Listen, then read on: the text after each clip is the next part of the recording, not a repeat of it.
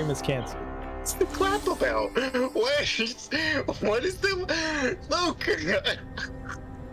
What is up, everybody? Welcome to Devils in the Details, session 21. I am your dungeon master, Jaso / the Wizard, and who else is joining me on this fine Friday evening? Hey everyone, I'm Bailey, and I play Kama Tycoon, your tiefling, wild magic sorcerer. Eloquent bard. I'm sorry. Sorry, this is my fault. I killed Kyle and ruined everything. Start the stream over. I'm Luke, and I'm playing Raphael, the ASMR Inquisitor. Fuck me. All right, next. Who goes next? Oh, it's supposed to be Kevin. I'm sorry, this is my fault. It's supposed to be Kevin. We all know that we love each other and have fun. Fart jokes, everyone. Somebody else go. Keep it moving. I'm playing for me.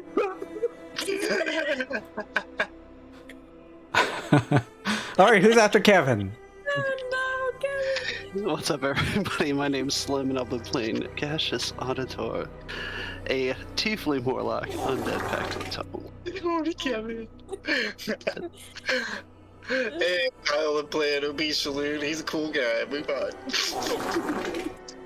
Hey guys, I'm Amanda. I play Alloy, the Tabaxi Artificer. Meow. Everybody, I'm Nick. I'm playing Vip Maxworth, the Fey Folk Ranger and best salesman in all of the Twixt. Thanks for stopping by. Thank you, everyone, for introducing yourself. Yeah, that was weak. Sorry, everyone. It's not. Sorry, Jason. That's okay. We started off with 0 viewers, and we still have 0 viewers, so it doesn't really matter in the end. Huge thank you, as always, to the provider for our character art, as you can see around our players here. Thank you so much, Peachy Yuri, and a huge thank you to Iruichi for providing the NPC art for our campaign.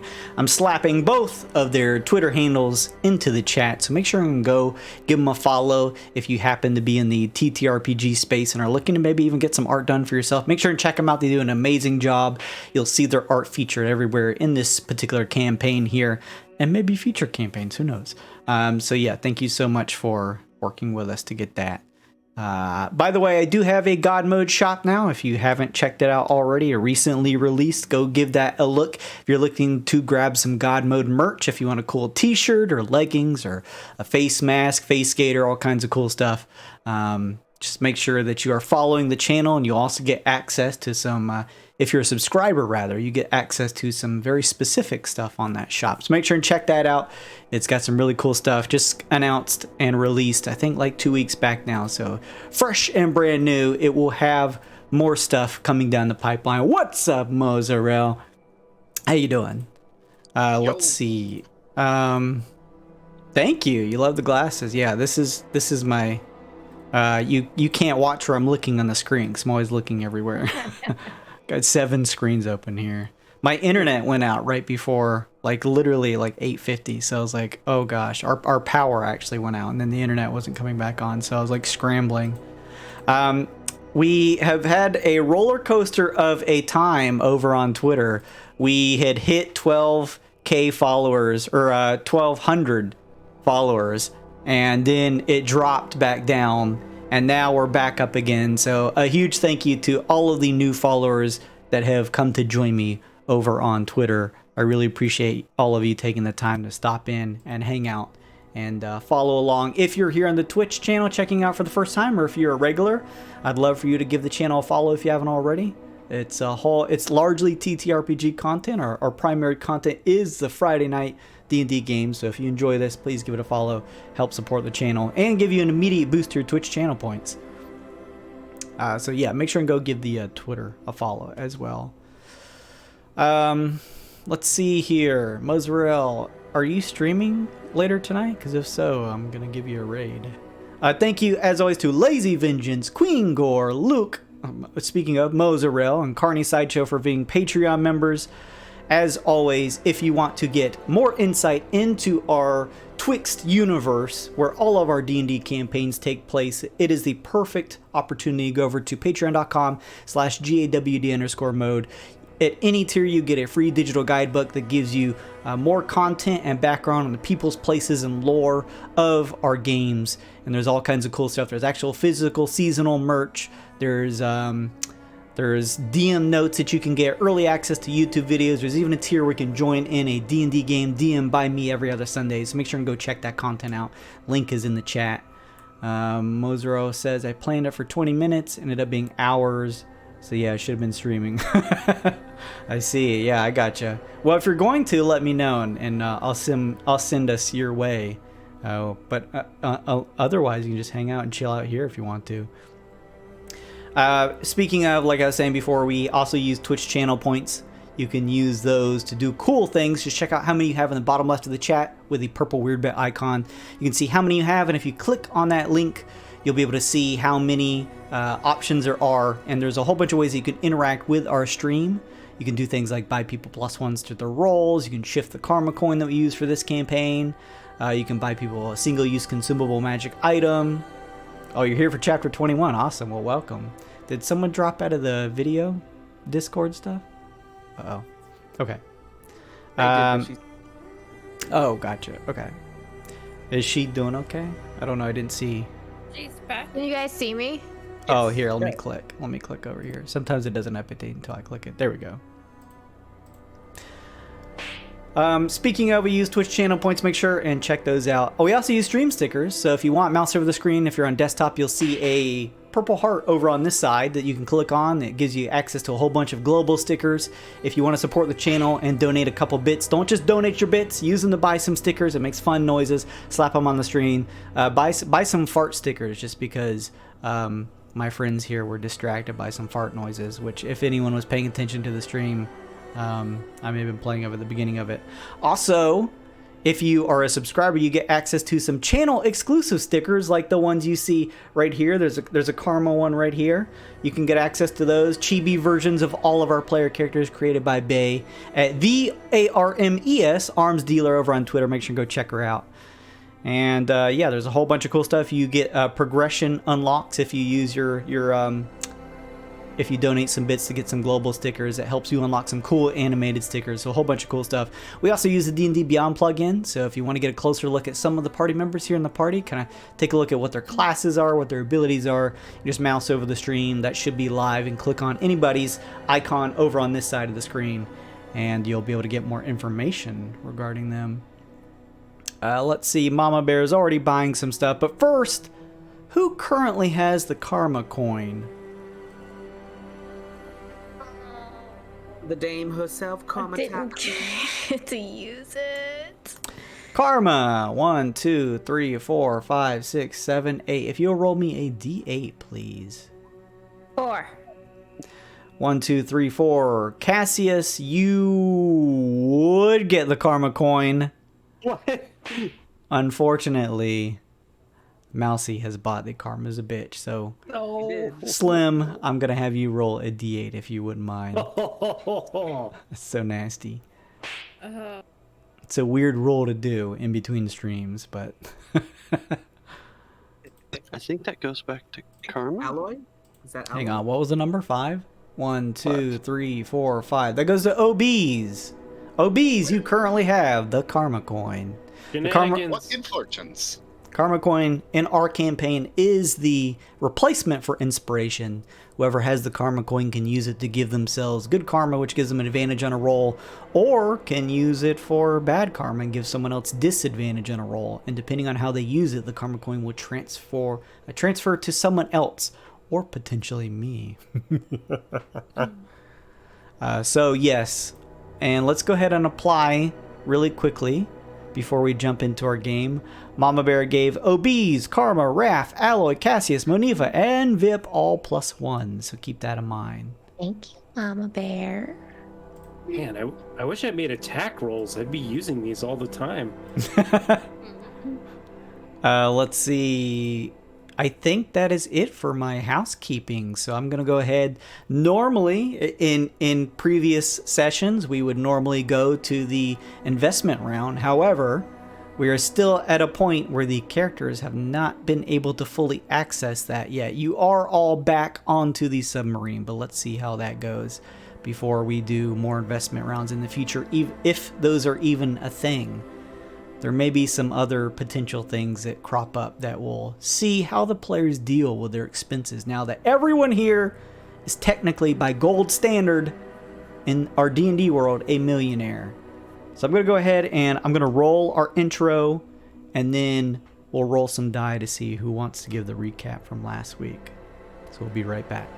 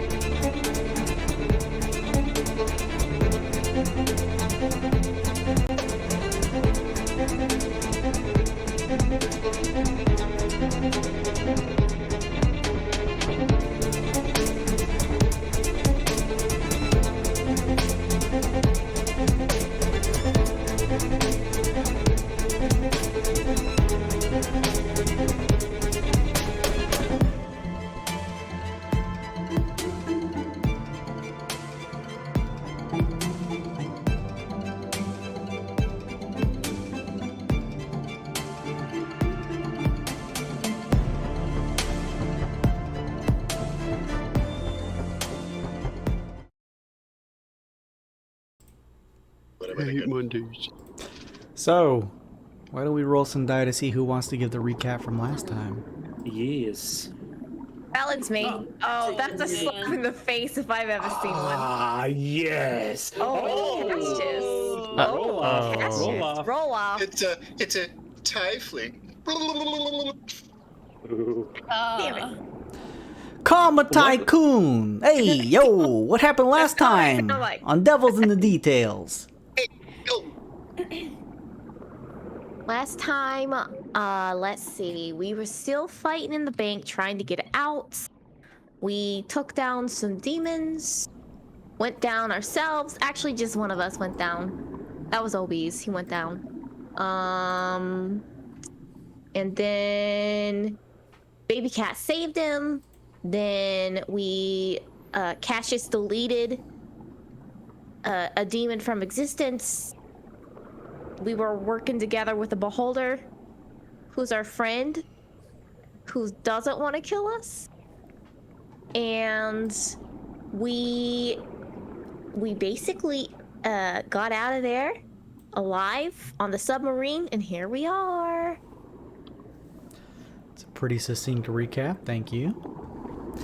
You had all been able to successfully escape the Six Rings Exchequer, where the demonic cabal known as the Guild, full of demons and fiends, had taken up residence there and was actually using it as a midway point where once people are minted by the Sheen, they are brought here through some means to be broken down into pieces of gold, such that they are indiscernible from regular chunks of gold bits, and then brought to the Basiline foundry here on the city of Halcyon to be smelted into the bullion and coin that is transferred through various means here in the city streets. So with all of your investments gathered and with your contact needed to find out how you need to find out where this puzzle box is that contains these unholy rites that you will need to get your hands on, hopefully before the demons of the guild do, in order to stop Halcyon from being pulled into literal hell, the abyss. This is where you all find yourselves. You had jumped back onto the golden submarine in the shape of a sort of construct squid. And as you did, a number of what looked like vulture-like demons kind of descending on the exterior of the ship, it began to descend back under the waters, out from the bank. The sort of soft glow where it was already pretty dark because you're on the Lux side of Halcyon. So there's a top side with the sun where it's always bright, and then the bottom side where there's no sun, it's just starlight. So it was already pretty dark outside. As you kind of look out of the glass eyes of the submarine, you could already see it was pretty dark. This sort of like swirling, churning, greenish blue waters was already beginning to become more and more black. You heard a couple bits of scratching and tearing on the outside of the vessel, and the sound of kicking water before it seems as though the last bits of those creatures that were on the ship sort of took off before it submerged too deeply. In the interior, as you all pop on, you're able to see Dazel the Eidolon turning back to you, and Lushy is here as well. Dazel kind of takes a seat into the main chair where a number of levers and buttons are at the front of the ship, and they command it, pulling a couple and having it continue its descent. You can all hear the sound of shifting water and the pressure as the ship descends, sort of push, and the groan of steel happening around you. Or not steel, but gold rather, of the plating.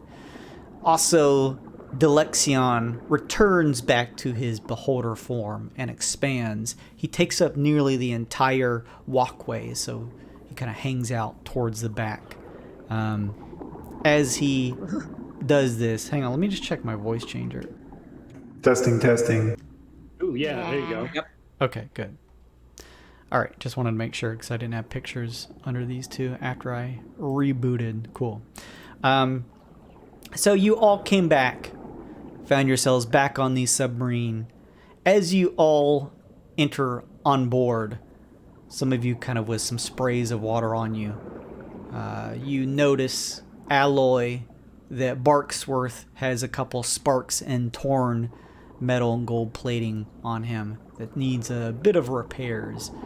Delexion looks around, and Lushy turns to you all and says, "Looks like everyone made it in one piece. Did you gather everything that you needed?" Oh yeah, that and more. Lushy Indeed. looks up to the back of the group, seeing Delexion. "And it is nice to see you, old friend." And Delexion kind of has a big toothy smile, being a beholder, and says, Of course. Glad you saved me, my friend. Without the intel that I gathered, we would be quite literally up Ship Creek. "Well, good thing that the investors here were able to gather. I have to imagine that now in residing in the portable hole I've given you is quite a lot of gold at this point." A wealthy sum, a king's ransom. It's enough. More than enough. For that part. "Well then, good. Hold on to that. Keep it with you. If you try to offload it anywhere, I don't think you'll be able to easily move it around anytime soon. Even despite it being in the portable hole, it still is connected to your own personal Bullionaire Bastion accounts, so you may keep it on your person. You're also free to use it where you see fit, but first I would at least hear what Delexion has to say. Also keep in mind that since you now technically own on your person, physically, all of your wealth, not only does that make each of you millionaires, from a gold perspective, but it also means that you are freely able to trade it to one another. So keep that in mind." Raphael just pinches the bridge of his nose because he knows that it's just gonna be complete chaos. But, Lushy, what about these people? Is there any way of restoring any of them after this is done? I mean, not to look a gift horse in the mouth, but these are people. Bad deeds are not. Are you talking about those that have been minted and broken down? Correct. From what I understand, no. Even if we were to find a way to turn their forms back from their golden version, their statue version, into their fleshy forms, the curse that was foisted upon them by the Sheen means that they're not only simply turned to gold, but their souls themselves have been sent down to the abyss. Positively ghastly. What's up, Mystic? Also, really quickly, Monifa, please give me a D10 roll. Mystic just bought you a curio. Oh, thank you. 6. You see right here. Okay, let me grab this. I'm going to slap it in chat. There we go. Okay. Realize one boss for free. I read it this time. So. Oh, damn it. Monifa, as this conversation is happening, you find a mangled platinum segment smeared with crimson blood. When worn and activated, the curio grants you +1 bonus to armor class until you take a short rest. Oh, that's awesome. Dope. Yeah. And that's permanent? Like, I mean, until it's you not one-time use? Until you take a short rest. until you take a short rest. Yeah. Hell yeah. That's awesome. Thank you so much, Mystic. That is awesome. Lushy looks and says, "The Gilderkins may be gone, but myself and Dazel, we are still the highest positioned members of Bullionaire Bastion. I see no reason, considering everything that we've gone through, that a potential change in perspective to some new leadership might be put in place after this is all said and done. By which I mean, whatever reasons that the Gilderkins individually selected you to invest your gold and go amongst one another, I don't see any reason to go against any of that. I will be maintaining that when this whole guild affair is over, at the end of this all, whoever has made the best business decisions, or at the very least, holds on to the majority of the gold that you currently have on you, will be crowned the new leader of Bullionaire Bastion. It is something that Dazel and I have discussed, and we still believe in that. However, there is an important meeting with some Wild Knot connections that me and Dazel need to attend to. A contingency plan, if you will, with this whole demonic invasion thing. I understand from the intel you provided that there's only a matter of days before this ritual takes place. So, I'd like to take care of both things at once. We are going to make contact using this ship with the Wild Knot assistance, considering that large portions of Bullionaire Bastion may be compromised. Until then, I'm going to have you all return to your residences and grab anything important or related to your Bastion assignments, and find some other temporary place to stay.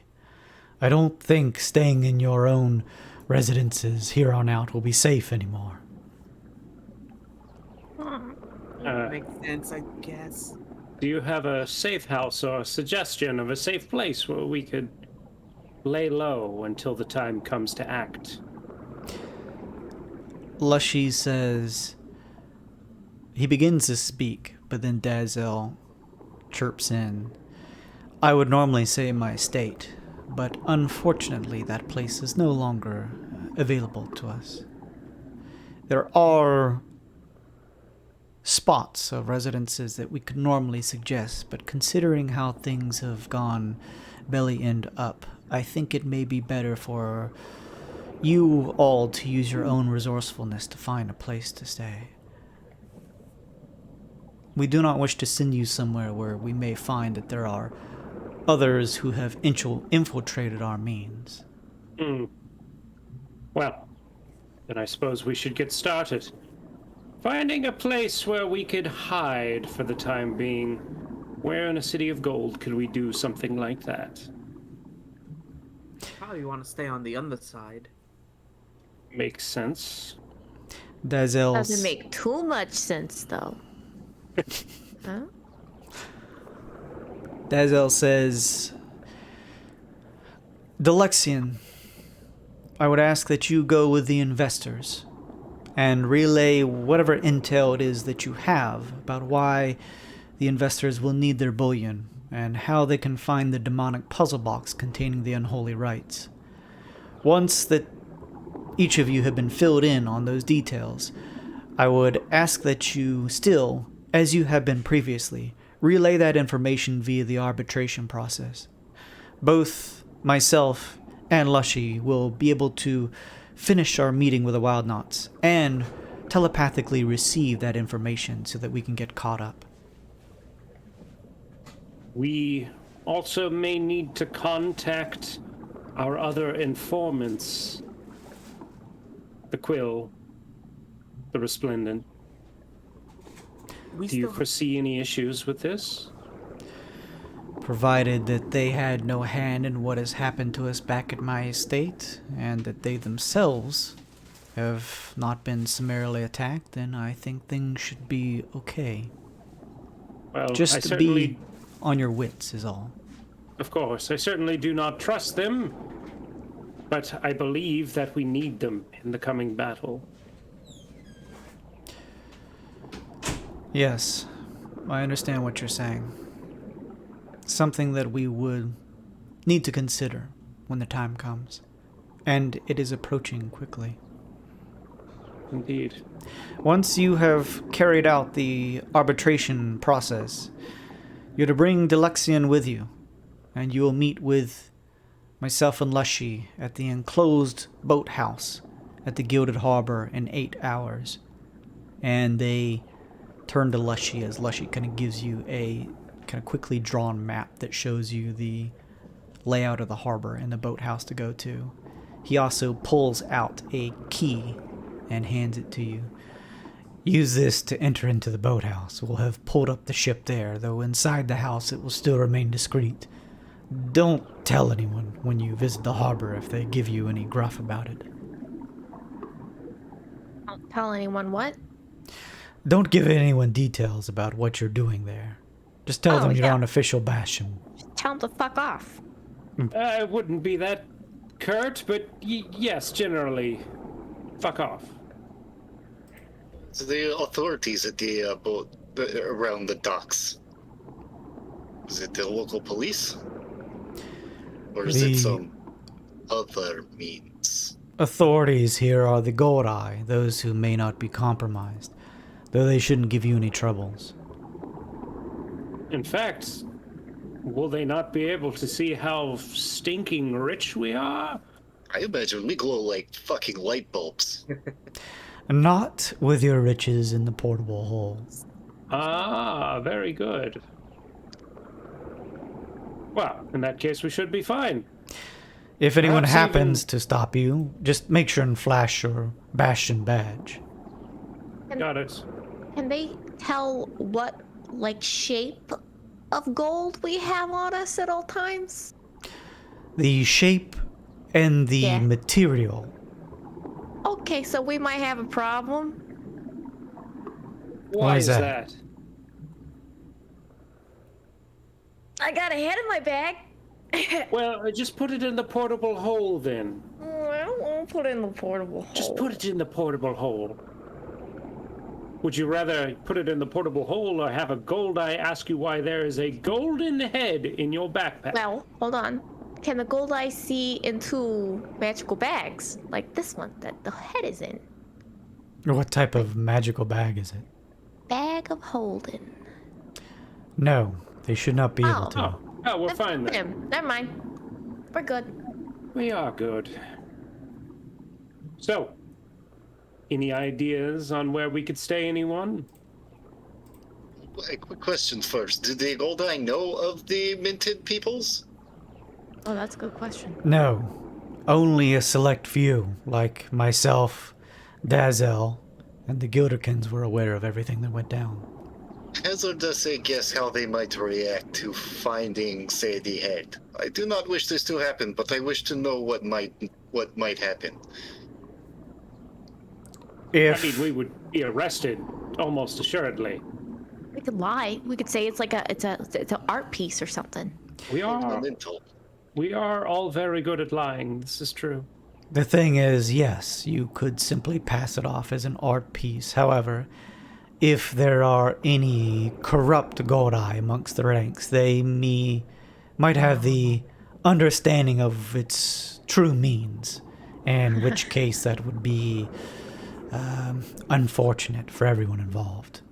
It would seem that a person like that would need to be removed from your ranks. Yeah. Well, yes, of course. Sure, the harder the fine than you may think. Obese. I assume that if it comes to it, they will reveal themselves. That's if the head is out of the bag. There is many ifs, yes. I just wish to know the rules of engagement. You know, I stop attack is what I do. Dazel turns from the piloting chair and says, yes, if they do want to make themselves known, you've seen them do it before. I would suggest avoiding running into a situation where they do it again. Yeah, I'm good with not fighting anymore. Totally good with that. For the time being. Or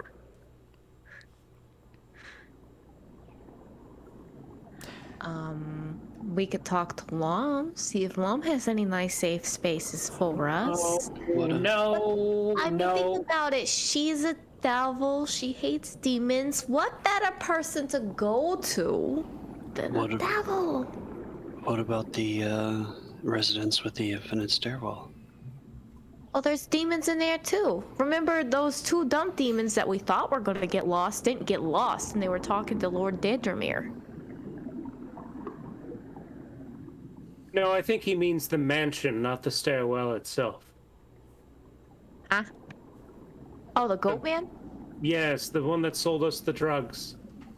Drug dealer. Correct. Stay with the drug dealer. I'm good with that. If he takes us, I'm good with that. I have money to spend. I'm not certain this is a good idea either. Who's to say he's trustworthy? He could sell us out easily. he is duplicitous by nature.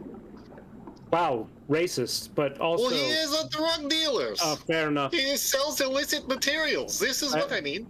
And also, I don't like the look of his face.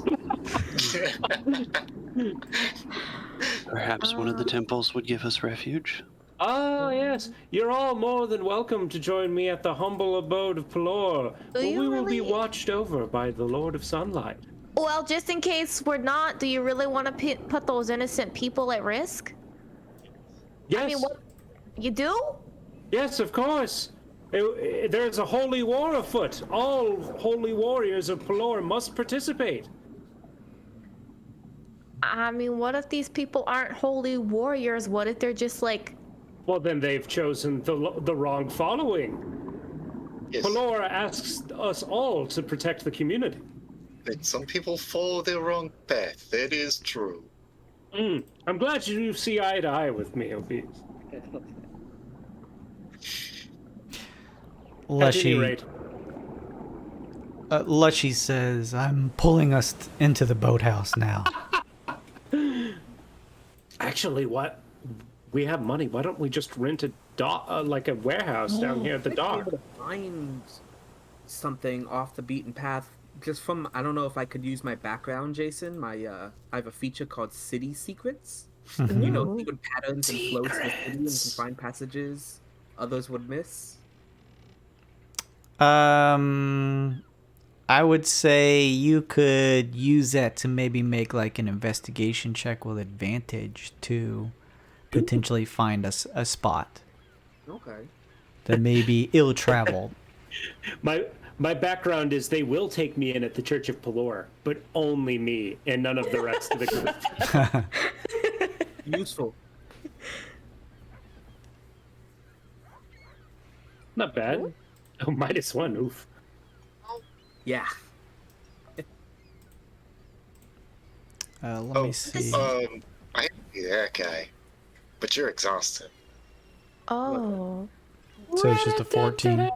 Hey, what about history? Is her history good? She lived here all her life, right? Yeah, Almost? you could do a history check. With your 14 investigation, Monifa, you know that there are some spots, some areas near the Grand Glitter Glaza marketplace that you have maybe stayed in, pitched up for a couple hours in between some trades that you've done in the past.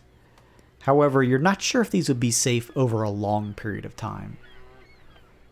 Well, I mean, I guess if nothing else, we can move from place to place if we have no other choice. It's an option. Those demon cats are still out there too. Being target is harder to find, but it is a good place to start. Unless you catch them while they are moving, then I suppose it is easy to. Let's not overthink this. Again, I think we have the money. Let's just rent a warehouse. Yes, I think this is a good idea.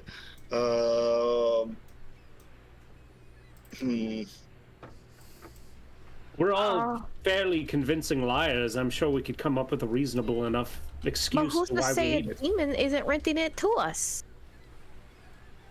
They're scattered throughout the city. Well, say that about anyone, honestly. We It's have true. to make a decision. Also, don't we have somebody that can disguise themselves? Yes. Just disguise yourself and lie. Simple. Duplicitous. Easy. I am not worried about that. I have no problem doing that. I just think that if we're gonna, lay low, safely rest, maybe we should have some devils watching our backs. That's all I'm saying. No, this is ridiculous. I'll bring Kaiser. He's a perfectly competent watchdog.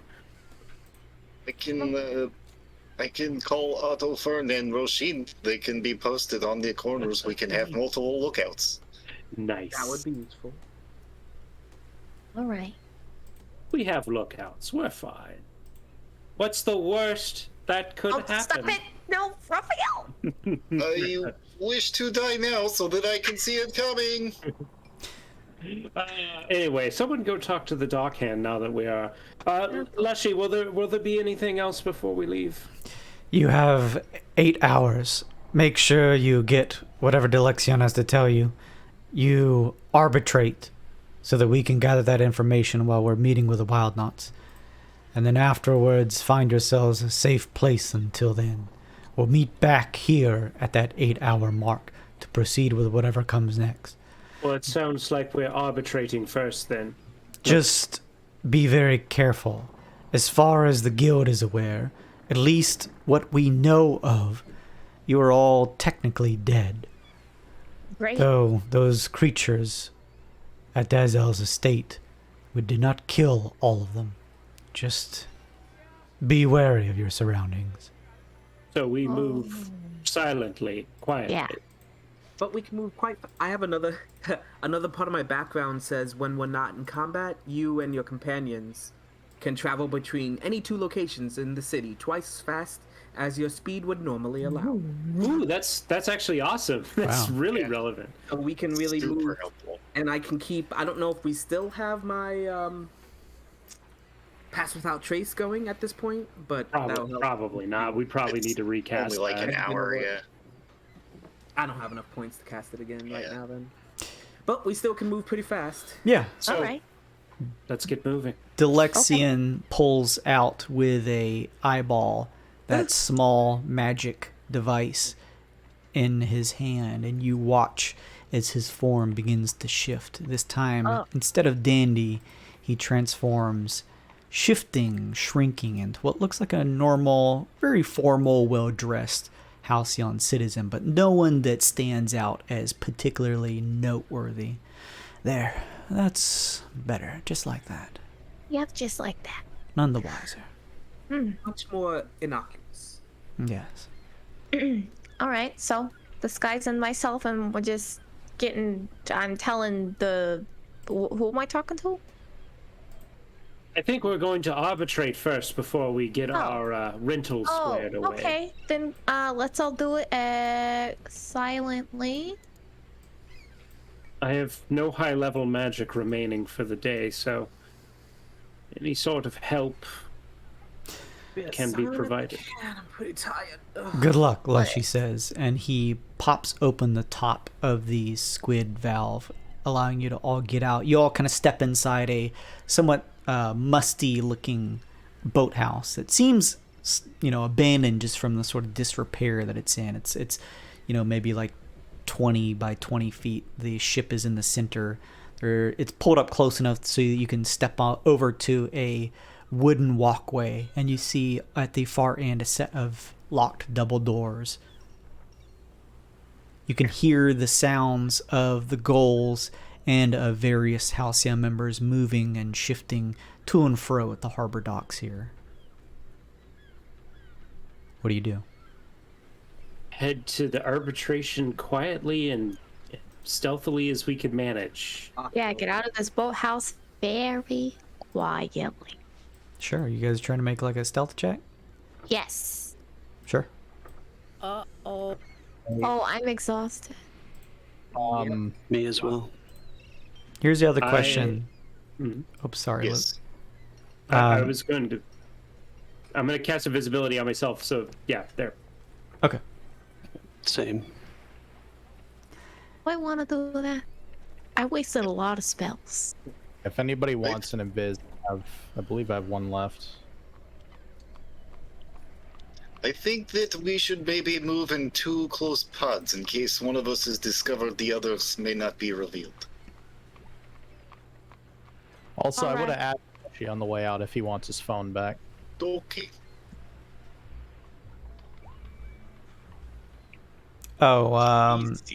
Yeah, he takes it back. Still checks. Oh, it's double digits. Whoa! I will go with the 27s. Wow, we're actually doing well on stealth without Oh, Luke, I trace. haven't rolled yet. What are you doing? You keep on cursing everything. Okay, all right. What's the worst that could happen? Okay, here's the first one. See? Easy. Barksworth rolled a 3. He's a dumb sack of No. bolts. He's fine. Invisibility just gives you advantage, correct? Yeah. Alright, I'm at disadvantage because of being exhausted. Same. It'd just be a straight roll then. Yep. But I'm going to add my +1. Yeah. So whatever this is, +1. Ooh. That's fine. Not bad. Okay. Overall, not bad, everybody. I'll add a +1. What's the 13 for, Amanda? Sparky. Oh, Sparky you could just shove in your Sparky? coat pockets. Fine. Yeah. He's a familiar. You all actually are pretty stealthy. You watch as you kind of step on the outside inside of this dockhouse as the golden squid-like submarine begins to descend back into the water as the sound of churning bubbles kind of plops up at the surface as it descends. And using the key given to you by Lushy, you kind of step up and unlock the doors to the dock. As you step outside, you find yourselves here at the docking bay, sort of like at the far, far end of it, kind of mostly removed from the larger goings-on between a number of sort of like onloading, offloading of ships that are sort of sailing in the reservoir, even some spelljammers that are sort of lifted in the air as some are coming in and moving out. There is quite a few members here, not many as in the kind of more district-y formal areas like Halcyon Heights, but it's still relatively populated. But as you have all rolled pretty well in your stealth checks, you all sort of just lay a little bit low, and Monifa, you kind of quickly direct the people using your... what's that background called? It is from the urchin background, City Secrets. Okay. I was gonna make the joke street rat, and it's actually your street rat. King Abubu. You actually point the party, Monifa, down a couple different like alleyways here in the actual districts that kind of keeps most everyone out of like the main populace that make up the harbor here. And you're able to kind of fan across, shifting back behind a couple different buildings and mostly avoiding the crowd that makes up this area. Along with your stealth checks, on top of that, there isn't much commotion that is drawn your way as you're able to make your way out of the harbor district and into the bright city. Get it? Okay. Now all we gotta do is find a place to stay. We're going to arbitrate first. Oh, that's right. Listen, I'm tired. I'm exhausted. We're all exhausted. Before we arbitrate, I assume we're giving an even spread to them all this time so they can find out equally the information that's needed. That would be my assumption, but as proven last time, you know what they say about assumptions. What do they say about assumptions? Well, if we're doing it evenly, that means everyone has to vote for somebody. I'll vote for Lon. Okay, well that's the one thing I'm sure of then. And I'm sure, of course, Karma will also be voting for Lom.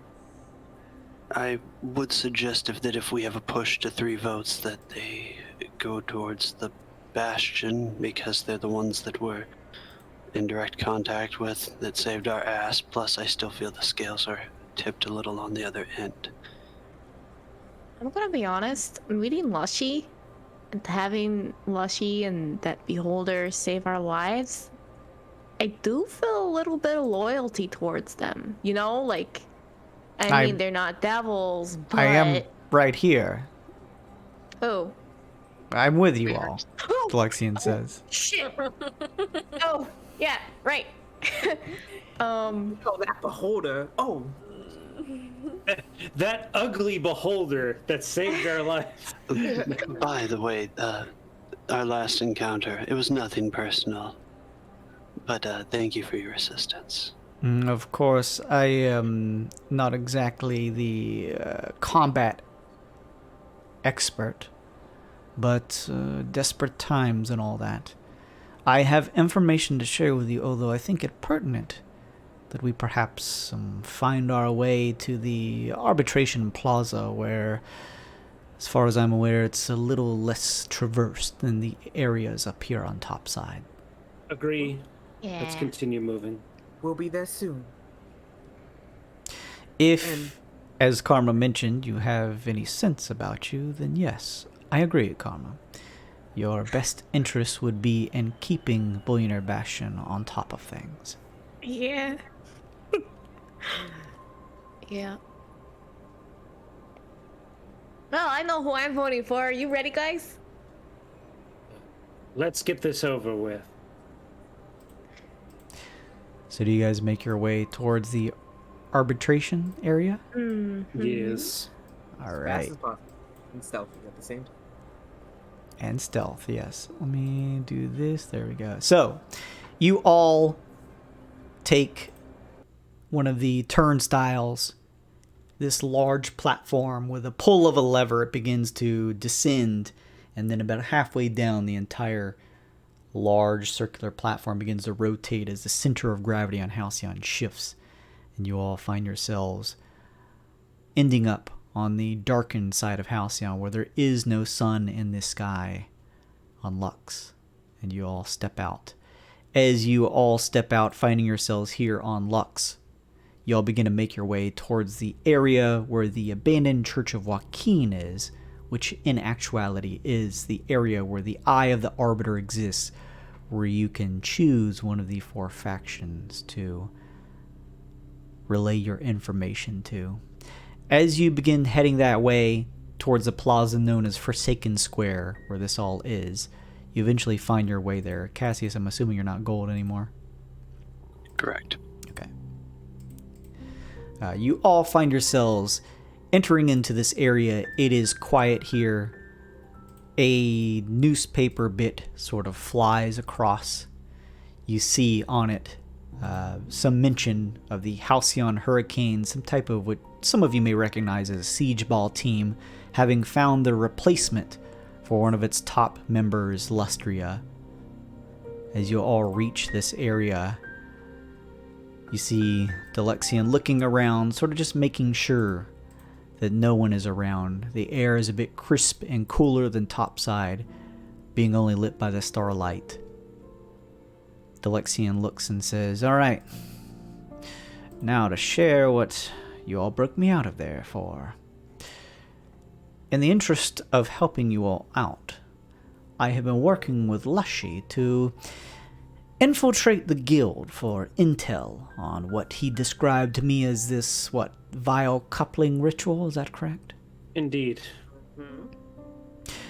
Through this means, both he and I were able to find out about the unholy rites.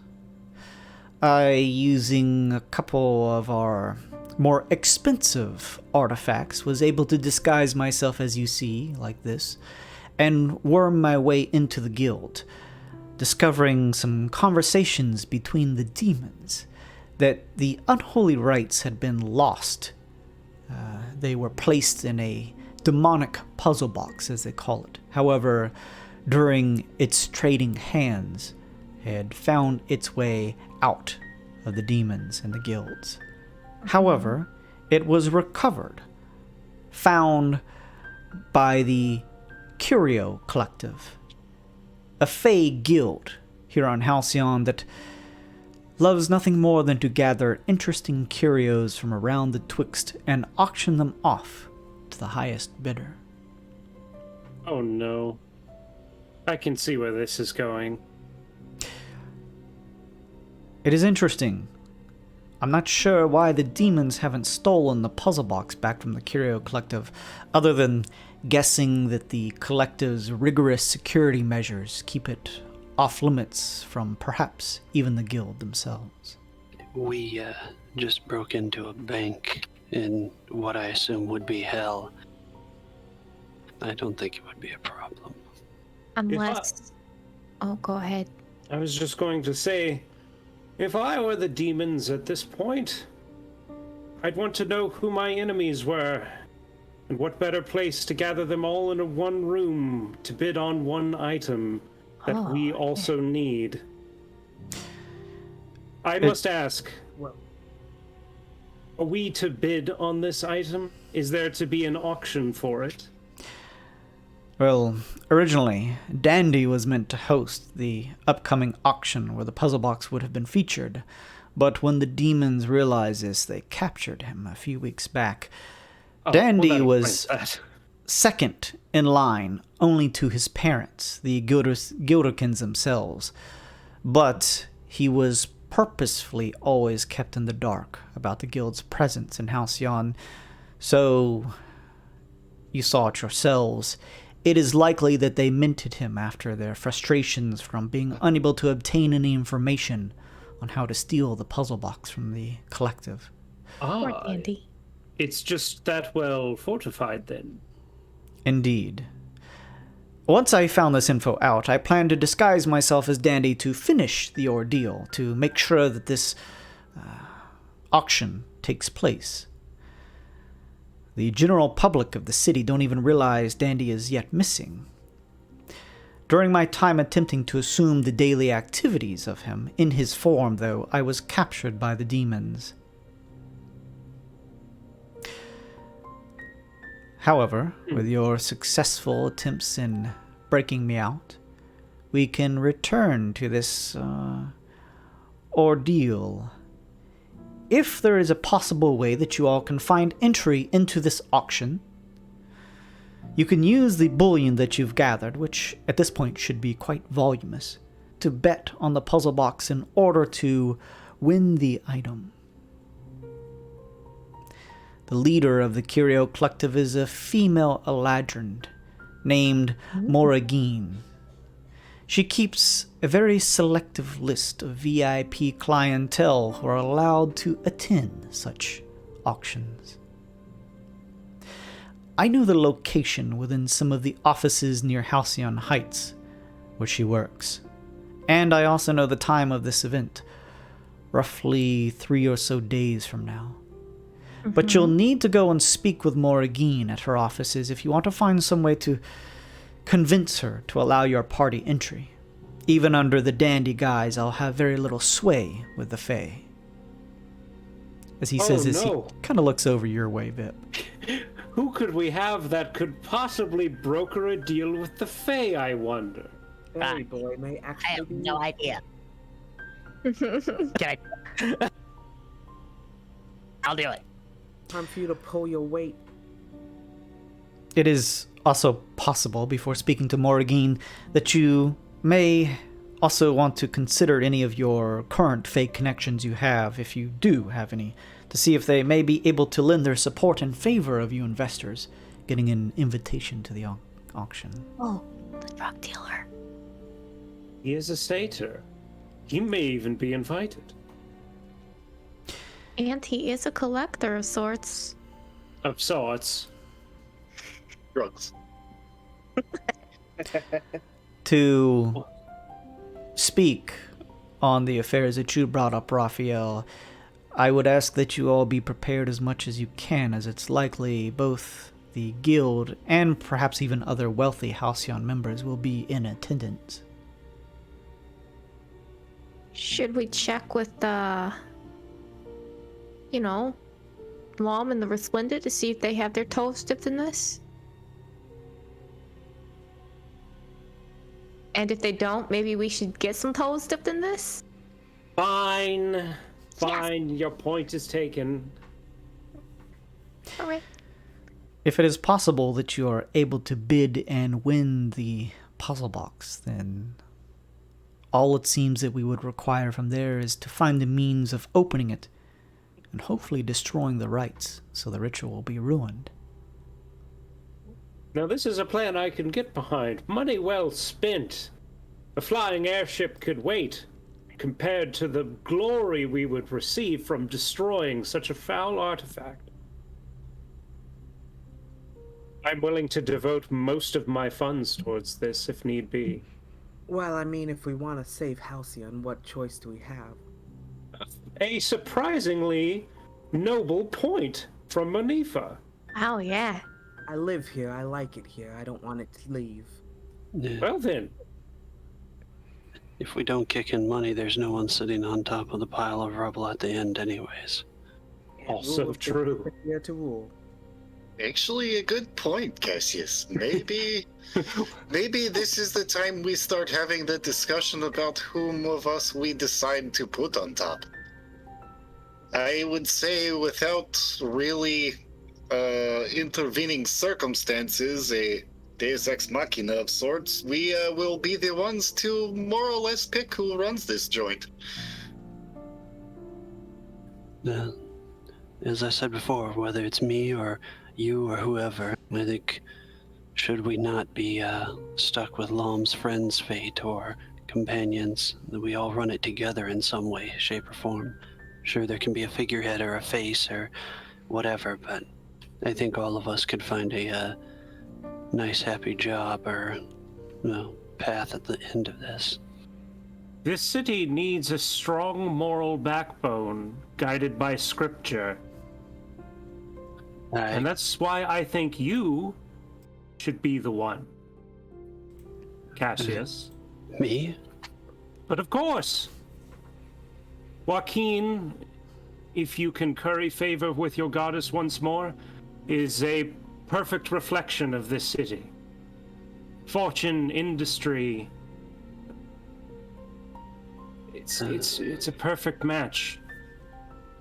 I haven't been humbled many times in my life, I guess. I haven't received such a compliment, but it's a wonderful compliment and notation, but I at this moment I don't know how long I'll be on this plane of existence. Well, all the more reason to get your affairs in order then. You'll need a proper clergy at your back if you want your wisdom to carry forth throughout the ages. Which reminds me, Vip, do you happen to have any paper on you at the moment? Plenty. How much do you need? Just enough to help you write up a contract, if you will. Oh. Totally. Goes in his satchel and grabs, basically pops open a forgery kit and just everything you possibly need to make contracts. I would sign this in blood if I had any left. I don't know what the hell's left in my body, and I'd rather not look. I can color the ink red if that's how you want to handle this. I guess that's fitting. Well, I would ask one simple thing before we arbitrate, or before we put anybody on a hill, or even try to get to the end of this. Should I die, an allotment of my funds, not as much a will, but a contract. What is this? No, I'm facing the truth here.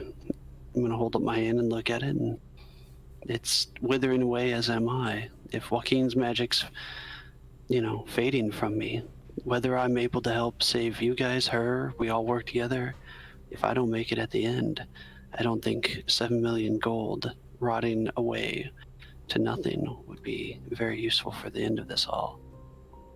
Is this what contract is? To sign your money away? What is happening? I am missing something. Yeah, Oh. will. Yeah, I will.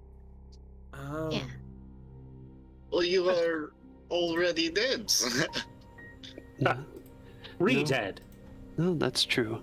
Cassius is still alive. Obese turns and looks at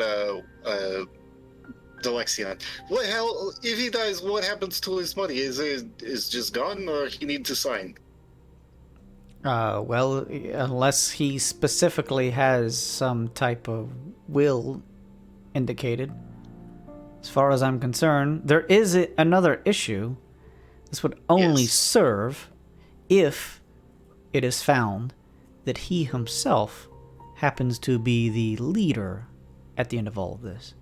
By which I mean, as the stipulations of the rules Lushy has decided to continue to keep in place, those who are not at the top do not keep their funds. They are reabsorbed back into Bastion. Oh, I mean if I die before that. If you are dead before then your funds would simply be reabsorbed back into the guild. Bastion's guild. This is what I was thinking. It was not our money to begin with. Unless you happen to be at the top, Cassius. In which case, a will, if you are seeing some type of impending doom, which we may all be at some point here, not a bad idea to drum one up. Barring any future investments, correct me if I'm wrong, but Cassius is currently on top. It's true. This is why I bring up the persuasion that we have on this. If we spare Cassius's gold when we are building, we can decide that he is the leader. This is what I wish to clarify. Is this the plan, to make Cassius's money the most money, the leader of the bastions, or Halcyons? Raphael votes aye. I suppose before we vote to ratify, does anyone wish to nominate or challenge? If no, I just wanted to create a theme park where we could all pet owl bears, but cash would probably be a lot better. So second. Well, I mean, if the money keeps flowing, I guess I'm okay with it. Is this what you want, Cash? I guess short-term window, I hadn't been considering it. Even with all the money, I would gladly accept if it would only make this place continue. Then I suppose we have our candidates. All for Monifas. Oops, go ahead. No, if you say business can carry on, not maybe as usual, but Halcyon stays the financial giant that it needs to be, I guess I'm okay with that. I believe that will be the leader's choice. if that is what you wish, I think that is something you can manage. No, that may be a cleaner version of what this place is now. Gambling, of course, is fine, but less demons, so to speak. Place for Rakeen. I mean, Wouldn't you rather have the goddess of money in charge than a bunch of demons? No, I think I'm in debt to her to an extent, but if she was a founder to this place and it was at least able to be the most grand place in the Twixt. I think I can get behind that. So I All guess right. is Monifa offering her hat, or is she going in with Cassius? I mean, I wouldn't be against it, but I don't think I have the backing. I will, the ballot is set then. All for Cassius? Yeah. Aye. Cassius? Hold on, is that enough? That's not a majority on just those three. Cassius? Yes. You're voting for yourself is what I'm asking. If we're doing this fairly and I can't vote for myself... You can vote for who you think is going to be the best leader, I think. For the end result, I would say Raphael, but no offense to him. Oh, I would of course agree. For my own morals, though, not for this town's morals. I have a feeling that we wouldn't see eye to eye, myself and the general public. Well, the second nomination is to Raphael. All for favor of Raphael. Raphael does not vote for himself. And we will move quickly on to Monifa. I'll vote for Monifa. Sure. The little cat, you abstain from voting? Is this some sort of teenage rebellion? I mean, I don't really plan on sticking around here, but I mean, Cassius is fine. And with a whimper, not a roar, Cassius, you become a nomination. All right, Cash. Well, we as somewhat making formal of this, we will all do what is required to protect your sum. Ours is to be spent, yours is to be saved. You will be the leader by the time things go, but if we can influence such a determination. Then it is agreed. is the bullion we have on us going back into the investment at some point? You mean like our gold coin? Now that we have it physically on us, yeah. You are not sure just yet. We do not know. 'Cause I was gonna say, we could give it all to... If we're giving it back, we just give all of ours to Cassius, and then he gives it all back as his own. So, if it's reabsorbed at the end, then what happens to the stuff that we buy with it?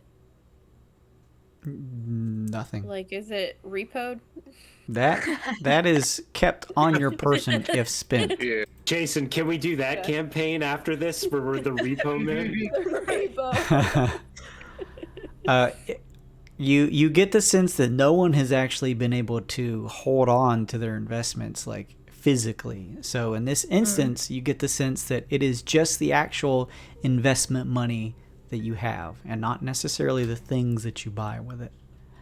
It seems like this is a bit unprecedented, because normally we couldn't spend this, because we wouldn't physically... I mean, yeah, I'm just saying I would totally get a ship right now. But I like you guys. I want to help this place.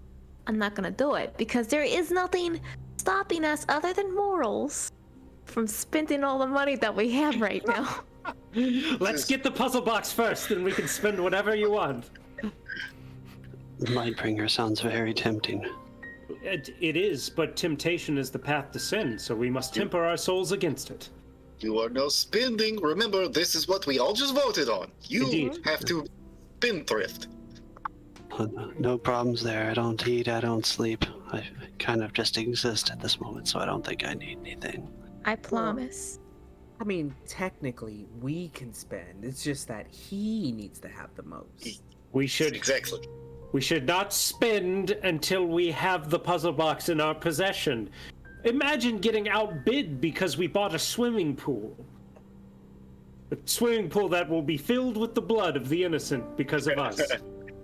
Well, I mean, if it, just like everything else in this planet. Also true. Yeah, I see no difference. All right then, let's arbitrate.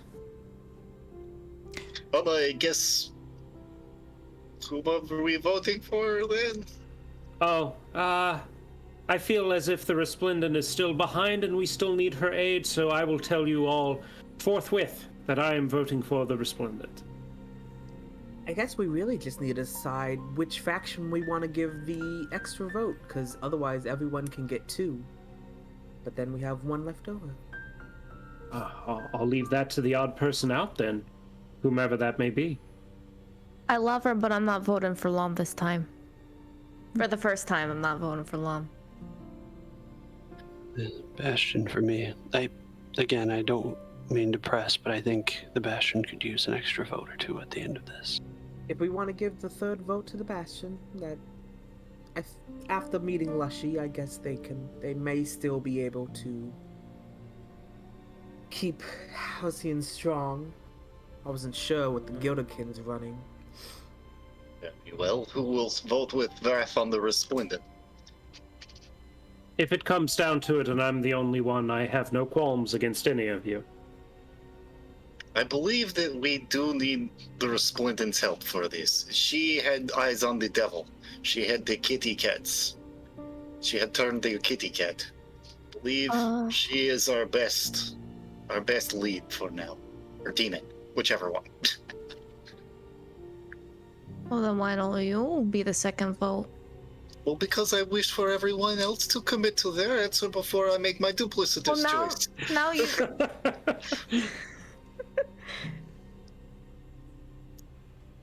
Now the pressure's on you. Now you gotta choose. Well, it sounds like Karma and Cassius are voting for the Bastion. I'll vote for Lom. Raph is voting for the Resplendent, so we just need you 3. Alloy, Vip, and Obese. 1 of you Resplendent, 1 of you Lom, and 1 of you Bastion. I'll vote for the Resplendent. All right. Vip? I've been voting for the Bastion because they hired me. Obese, it looks like you're voting with Lom with me. It appears so. Well, we all know what we're doing. Let's go and do it. Indeed. He's gonna get more brownie points than me if I don't vote for Lom. Obese, trade me. What? Trade me. But you're just making passion speed for. All right, I'm going in the thing. Goodbye. In this situation, because you are not currently using your investments to bid on the market or stock market, we are going to have you just punch into the chat who you just mentioned you plan to vote for. However, if by any chance you are actually intending to vote for something different, I would ask that you whisper it to me through Roll20 at the end of this session. Oh, interesting. Oh, trade me, Obese. I'm serious. Obese, were you the one with a karma coin? I am, yes. I'm gonna have to have you roll me a d8 because Mousy just likes tossing it around. By the way, I think Obese and Raphael got Curios. Yeah, Curios. Ooh. Oh, nice. Yeah. 1, 2, 3. Raphael gets the karma coin. Yes. Thank you for reminding me about those curios. I didn't catch that. I'm also gonna have, who was it?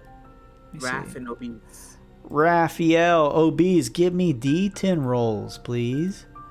3. 8.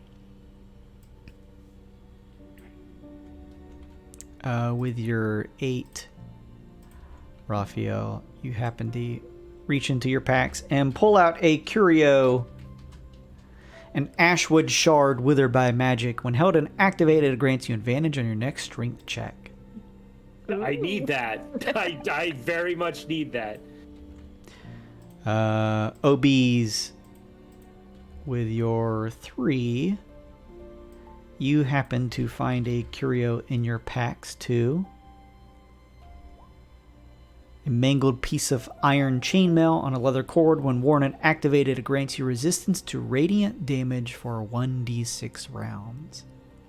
Oh, looks sideways at Raphael. Interesting. What a good use. He slowly puts down the guiding bolt that he was about to shoot him in the back of the head with. Mousy just bought Alloy a curio as well. Oh, man, Amanda. this is great. Give me a d10 roll. Thank you, Mousy. 9. 9?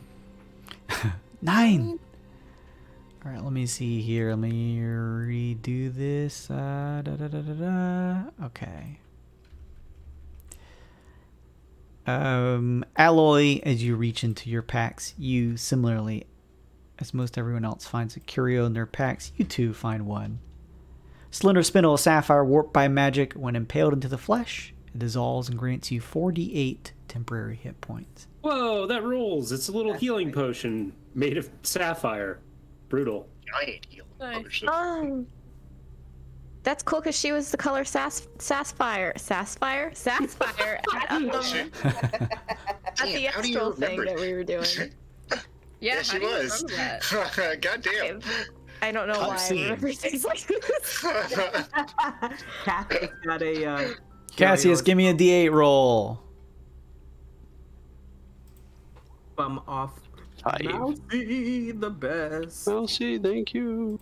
You said 5? Yes, sir. Okay, hang on. Alright. Paste this into the chat as you reach into your packs as well. Cassius, everyone is just finding weird trinkets. You find a mangled piece of iron chainmail warped by magic. When activated, it grants you advantage on your next intelligence save. Nice. So did everyone type into the chat who they plan and agreed in this current group to vote for? I did, yes. Okay. So each of you go and vote for this person, provided you don't whisper me an actual real thing that you vote for later. One by one, starting with Raphael, who in the midst of the conversation kind of tires of it and trots into the abandoned Joaquin temple.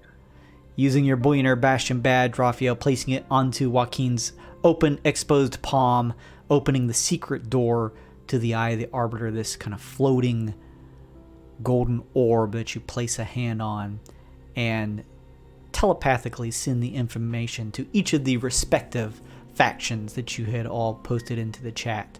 And one by one, you each do this and step out until everyone has fulfilled the process. You all now find yourselves back together, standing outside in the relatively quiet square of the Forsaken Square, kind of plaza area. In the distance, it sounds like there's a concert going on. But here it's relatively quiet. Ooh, quiet. Alright. Now we gotta find a safe space. I will meet you back at the docks. There's something I must attend to. Raphael, you know how weird that sounds and suspicious that sounds right now, right? I am finding a new place for Kaiser to live. Is that like code word for I'm giving my dog to the Temple of Pelor. There's no all right. There's no innuendo here. This is. You made it sound so. You know what? Why you should have just said that in the first place. Don't go alone, stupid. Well, if anyone is willing to accompany me, I don't think Kaiser likes any of you. Doesn't like me. With you. All right then, we'll go. Cassius. I'm not going back to my place. There's nothing I need there. Let that place burn. What about your poster? No. That person's still dead. I mean, Maybe what you can come poster? back I for did it not later. look in your underwear drawer. Mm-hmm. Oh, please go play with the dog. OBs would know that I don't wear underwear. I Oh. am keenly aware, yes. Why are you? Never mind. Let's. I have sharp eyes. Panty lines stick out. So, Jason, it sounds like the three of us are gonna, while we're gonna split the party. Oh. And while some of us go to secure stuff at the dock, me and Cash and OBs, we're gonna take my dog and I'm gonna gift it to the Shrine of Pelor. He's gonna be a good boy guard dog there. From Sure. Now on. So sounds like the rest of the members are going to head back to the docks? Or are any of you returning back to your residences at all? This whole process would have taken maybe an hour, so there's still 7 to play with if you want to use them. Yeah, Alloy's gonna go back to her workshop. Eloy's going to head back to the workshop. Yes. Well, I'm gonna go with you then, because you're not going alone. You should not tarry at these places all the same. Yes? You understand this? Yes? Okay. Thank you. Okay. Karma, Vip. Yeah, I'll go with baby cat. I will die if something happens to the cats. I mean, anyone who sticks with me, we can do that whole fast travel thing, so. Oh yeah, you're right. You have literal fast travel. Let me just click it on the map, and we're there. What about Vip? Do you guys need extra hands, or do you need me to make sure everything's right at the dock? I think you should go to the dock with them. Yeah, come with us, Vip. All right, on it. So, Raph's team heading back to Raph's residence so you can collect your dog and find a good place for it. Meanwhile, Team Alloy Munif are heading back to the workshop / your Halcyon Heights residence before going to the docks. Is that correct? Yeah. Yes, us Okay. and along with Karma and Vip. Gotcha, yes. Okay, so you all decide to split up, making way for your respective places. Raphael, you begin to wave a hand as you have each of the other two accompany you back to your residence. Monifa / Alloy, you guys take Karma and Vip and using the turnstile elevator, work your way back up to the top side and are remaining relatively out of sight using your background, Monifa, to kind of lead your team through, a couple less traveled alleyways as much as you can here on topside, since it's typically filled with a whole bunch of people. It isn't long before you begin to head towards your respective spots. You can see at the ground level of one of these very large towers here in Halcyon Heights that extends up, that on the bottom level is where the workshop of Alloys is located. As you approach, you see what looks like you mentioned, OBs, your Yes. what do you want to call them? Your watchers? Oh, my retainers? Your retainers? Yes. Is Otto one of them? Otto is one, yes. What does Otto look like? He looks like a 18, 20-year-old human. He has the blonde hairs and the milky white calves. Creamy hamstring. Does Otto speak in any special way? He actually really be a better question to ask. He is like a probably normal gruff kid. He's 20-year-old kid. Okay, so younger guy. Yeah. Okay. Is a man-child in a lot of ways. Gotcha. So as Team Monifa Alloy, you're headed your way, you notice, and I think they probably saw all 3 of your retainers before, right, OBs? Yeah. Yeah, we did. Okay. Individually, they've all met everybody. Okay. I think they. They're the only one that was hidden. Okay. As you're all heading towards the workshop ground level, Alloy, all four of you note that Otto is pushing their way through the crowd to catch up with you. And he looks up and says, "I need to speak with you guys." That's pretty good, actually. That's Yeah. Oh, little Otto, how can we help you? As you ask that, Karma, we will switch to the other group. Bailey's gonna fuck her own character, Jesus. Oh, look how pretty you are. Raphael, it doesn't take you all long. We'll say Delexion goes with the other group, the VIP Monifa group. Raphael, you, Cassius, and Obese, work your way through the area here on Lux, finding yourselves eventually towards the residence of your area here. You saddle up to the door. What do you do? I unless there's anything unusual that happens, Yes. I think it's going to be pretty utilitarian. Like, Raphael's going to gather like the few things that he owns that relate to Kaiser and take Kaiser to the temple, and basically, using his commands. I had a bunch of dog commands in Italian that I've lost, unfortunately, but he would basically tell Kaiser to stay at the Temple of Pelor, and it wouldn't be like a tearful, like, old Yeller moment. Like, Raph's relationship to Kaiser is very much like an old huntsman and a hunting dog, like it's almost like business-like, Let me ask you this. When you usually enter into your residence, does Kaiser like come up and greet you? Only if there's people with Raphael, he'll come and bark, but otherwise he won't come to the door. You open your door and step inside. Obese, Cassius, you stepping in as well. You do not see Kaiser. Oh, okay. Obese immediately, without saying a word, he ducks back outside. He is going to do a perimeter sweep. Sure.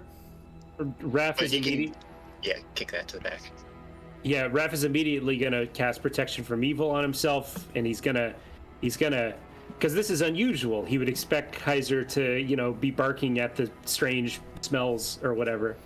And I'm gonna hold just like a sacred flame in my hand and like go up the stairs, and if anybody jumps out, I'm gonna fucking roast them. I'm gonna cast guidance on Raphael. Are you going inside with Raphael, or what are you doing, Cassius? I'm going inside, walking behind him. Kind of like if we were in between the door and I see him run out and do a perimeter sweep and him start going upstairs, I'll follow him. Gotcha. Okay. You have a stairwell here that you begin to head up or just some stairs that lead up to like a loft area. Is that what you're? Yeah, it's just a loft. Okay. As you begin to head up, you can hear the sound of the shifting, groaning wood underneath your feet. Cassius, you following behind. As you each reach the top, you now see Kaiser. Kaiser is in the corner at the far end. And you see that even though Kaiser looks to make eye contact with you, there is for one of the few times you've seen it, Raphael, with his tail tucked between his legs, there's a look of fear on Kaiser's face, and the hair running down the back of his form is standing up straight. Okay.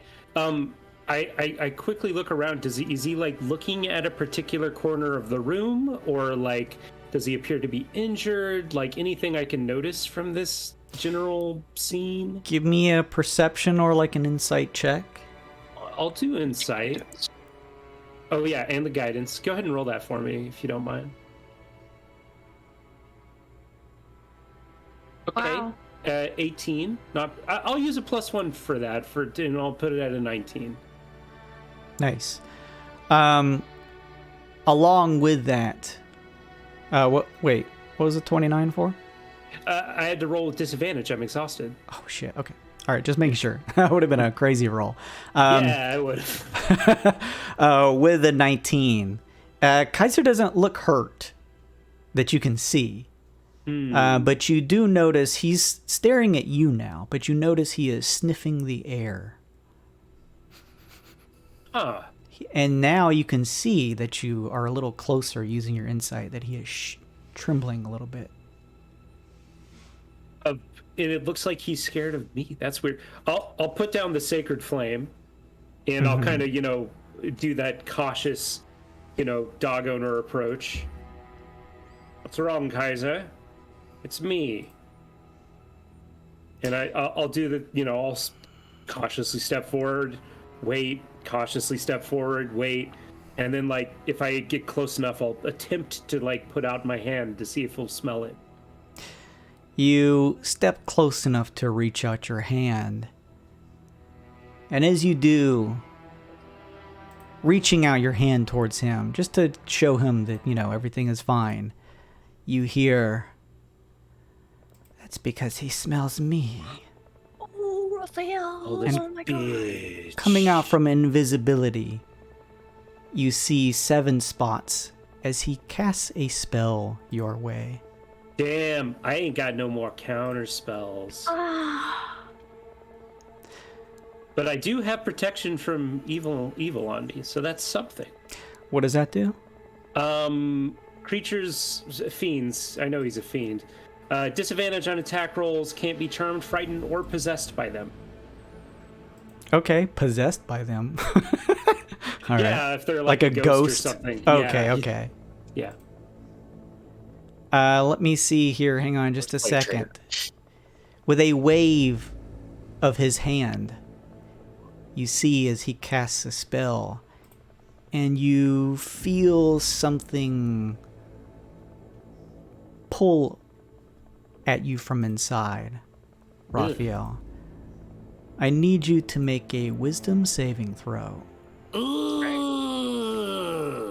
I'm gonna use my... Oh, another +1? Thanks. Jesus. Tisa. Thank you, Tisa. I'll spend that immediately. Thank you. And I'll spend my karma coin on it as well. Because wisdom is not a strong save for Raphael. Oh. Oh, well, that's okay. No, that's 19's good. 19's Okay, all good. right. I did the karma coin. Oh, the karma coin. Before we take effect of that, will you please give me a 1, 2, 3, 4, 5, 6 D7 roll, please? 7. Let's see. That's gonna go to karma. You get the karma coin. Thank you. Thank you. Very good. You felt this draw come over you, Raphael, as if 7 Spots was attempting to pull some type of magical charm over you. Oh, but it doesn't seem to take effect. I probably didn't have to use my advantage, but that's okay. So we're 7 Spots. He has attempted to fucking attack me, so he sees this. He watches as you kind of pull away from this effect. Mm-hmm. You watch as he throws out a claw and says, "The old-fashioned way, then. Let's finish what we started." Oh yeah, I immediately obey. I'm gonna have Cassius, Raphael, and UOB's roll for initiative. No. See, now this is what I should have used my karma coin on, is the initiative. Oh well. Would I have had enough time to message OBs? OBs was making a circle around. With a spell, Cassius? Yeah. Like a message spell? Well, no. I mean, I would say you would have had to told me that. Well, I meant before, like after Raph had casted his spell, or after he had made his save. Isn't that far? Do not worry, Cassius. I will say no in this instance.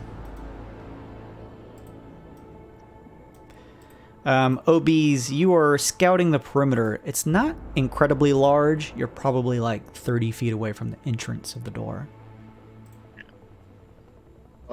Is it like terraced where I can like get up on the second floor, or is it like a city house where there's just no entrance from the second? I will let Raphael decide that, since this is his house. I mean, it's a loft, dude, and the windows are boarded up as well. Oh, this good for you. Yeah, I mean, I gotta stay true to like what Raphael would do. You know? I can appreciate that. Is there a back door, or do I have to come all the way back around front? So in my head, this was a warehouse. So usually warehouses have an entrance at each end, right? So that's what I would think. Okay. I'll say, OBs, you're doing the final pass almost around. So technically you're 30 feet from either side where you would be able to enter. Okay. Then I'm going the front door. Well, yeah, let's have you roll initiative first. I would like to make a religion check on this thing as a Rakshasa while we're putting in. I want to know if I can use charm magic on the Rakshasa, turn the tables on it. 11. Dang it. It's like the third 29 you've rolled. Yeah, well. With 11, you are not sure, Raphael. Yeah. Things... Well, you know what? I also have Guiding Bolt, and I know that does affect demons. So. OBs, you're making the final rounds. Doesn't seem like anything is out of place outside. Oh, but I mean, I yelled. Okay. OBs. Okay, Yeah. you hear this then, OBs. Yeah. Yeah. I mean, the obvious idea, if nothing's bad outside, that there's somebody waiting inside. I don't think that's a stretch to think that way. So Obese is headed back. Actually, he's going to go to the back. Sure. He's got 30 feet, so he's at the back door. I can pick the lock if it's not open, or... Would you keep your doors always locked, Raphael, both front and back? I don't own this building. I rent. There was a lock on the front door, but I unlocked it. Then we can assume at the back door there's probably a lock. But you could pick it, OBs. That's how I do this in this character sheet. Nope. I do have two stills, though. Very good. So what do you got for this? Are you trained with these tools? Yeah. Then you can choose to make a roll that you would like. I would say sleight of hand makes the most sense. Add advantage since you're trained with them.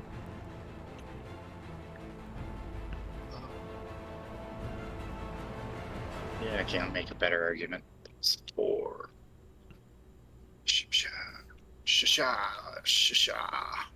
Five. Oh. 14.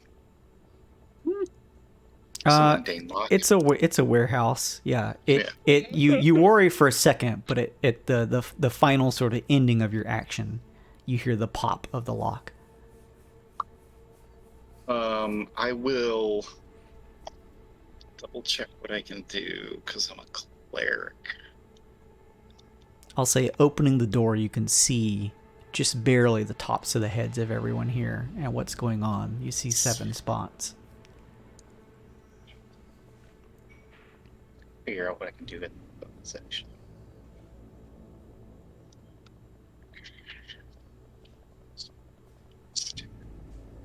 After you attack, it's okay.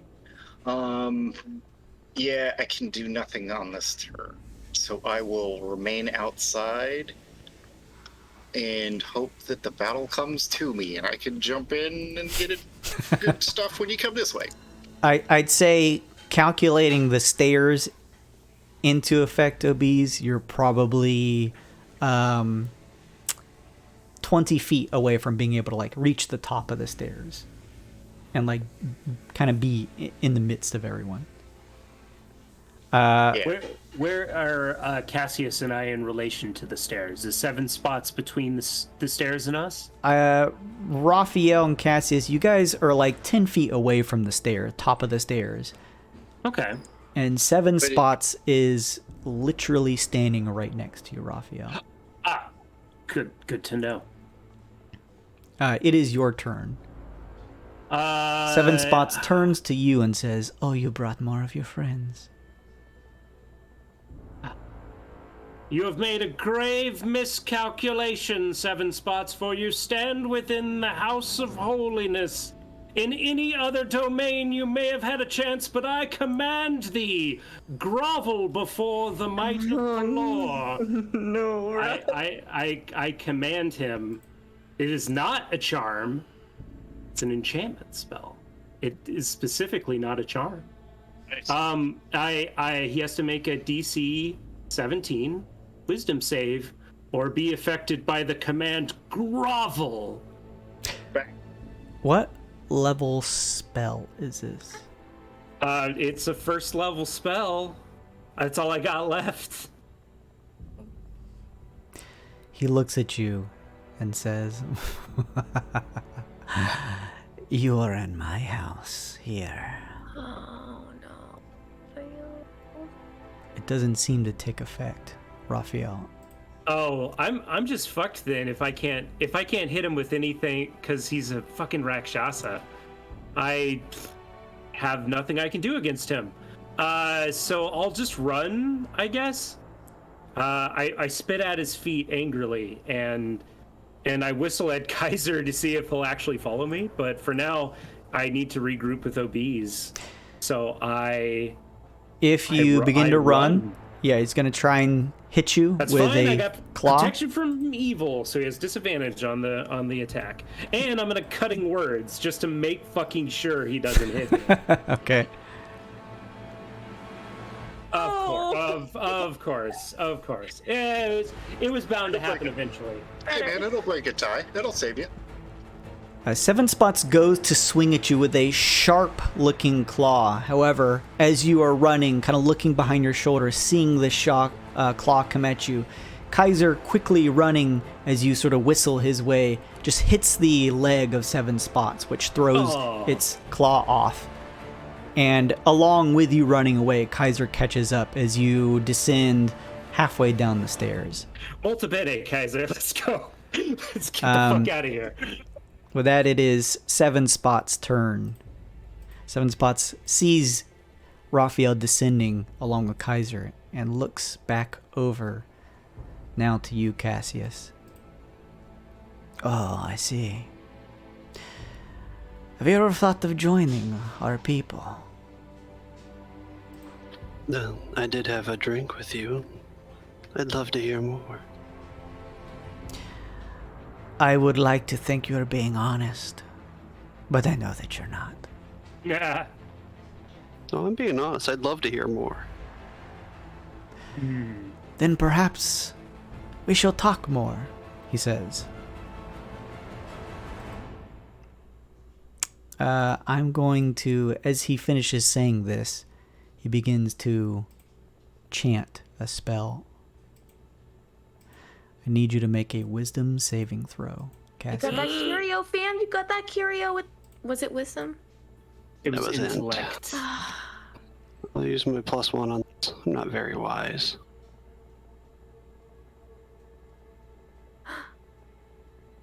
$15. That's a disadvantage because I'm exhausted. No. Wait, no, not saves. It's not. Oh, it's ability checks. So it's a 15 then. But it's a Rakshasa. Give me one more saving throw. You do this at advantage if you didn't have any disadvantage. Ooh. Oh, nice. Oh, okay. So one more roll. Yes. Oh, nice. You feel as though the Rakshasa was attempting to, similar to Raphael, seep its way into your mind. Oh my god. But you pull back. The Rakshasa looks down at its clawed hand and just sort of begins to rub two of its claw nails together and begins to slowly step over so that it is adjacent to you. A shame, really. I wanted to make this more fun. And it is done. Cassius, you're up. Using a curio is a bonus action, correct? That's on there. Okay, Otherwise, it's an action. I'm going to use the Jagged Silver Shard smeared with crimson blood. When activated, the curio grants you advantage on your next attack roll. I'm going to crush that in my left hand, and in Nice. my right hand, I'm going to stab at him with a slender spindle of blue glass with the leather cord. When impaled into the flesh, the cipher dissolves and transforms you into an octopus until you take a short rest. I'm going to try and stab him with it and turn him into an octopus. Okay. Holy shit. I gotta try something. I don't want to die. Yeah, that's a good one. Unarmed strike, yeah. I mean, yeah, I'd say make an attack roll. All right. Which At advantage because I'd say like a improvised attack, you know, so like your base dex to try and hit. Him up. Yeah, I don't think that hits. Unfortunately, you watch as he just quickly ducks underneath your swing as you try to catch him with your curio. No, in the turn of the swing, I'll slowly pocket it back in and haul ass. I know I'll get an attack, but I'll move 30 feet or as far as I can away from him. Begin to run as he says, "How is your wound? Ready for another?" And he attempts to make a claw attack at you. Missing as you quickly thank duck, goodness. shifting out of the way of it. You're able to run similar to Raphael halfway down the stairs. Anything else, Cassius? Joaquin, if you've got a miracle, one left in you, we could use it. All right. OBs, you see Raphael, Kaiser, and Cassius like bolting down the stairs. They're about halfway down now.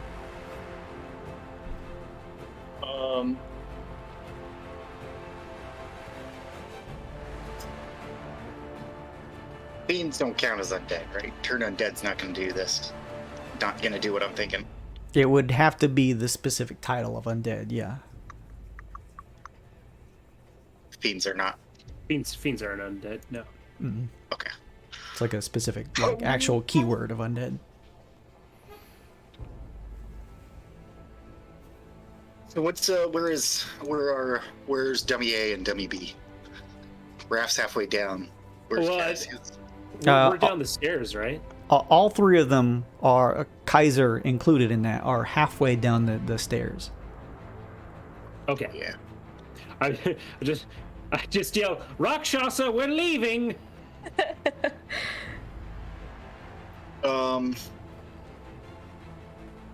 Fuck. It's really fucking me up that he's between you two on the turn order. I will, because I can't catch him. He's gonna be too fucking fast. He'll slither out of my grip. No. I don't know what to do. I don't have any spells. Otherwise, this would be easier. Oh, fuck. What do I do? Undead Sanctuary. Undead Sanctuary, that works. That'll prevent Charm and Frighten. So... Put it on cash if you have a choice, because it's a radius around me. Okay. Twilight Sanctuary. Clang, clang, clang.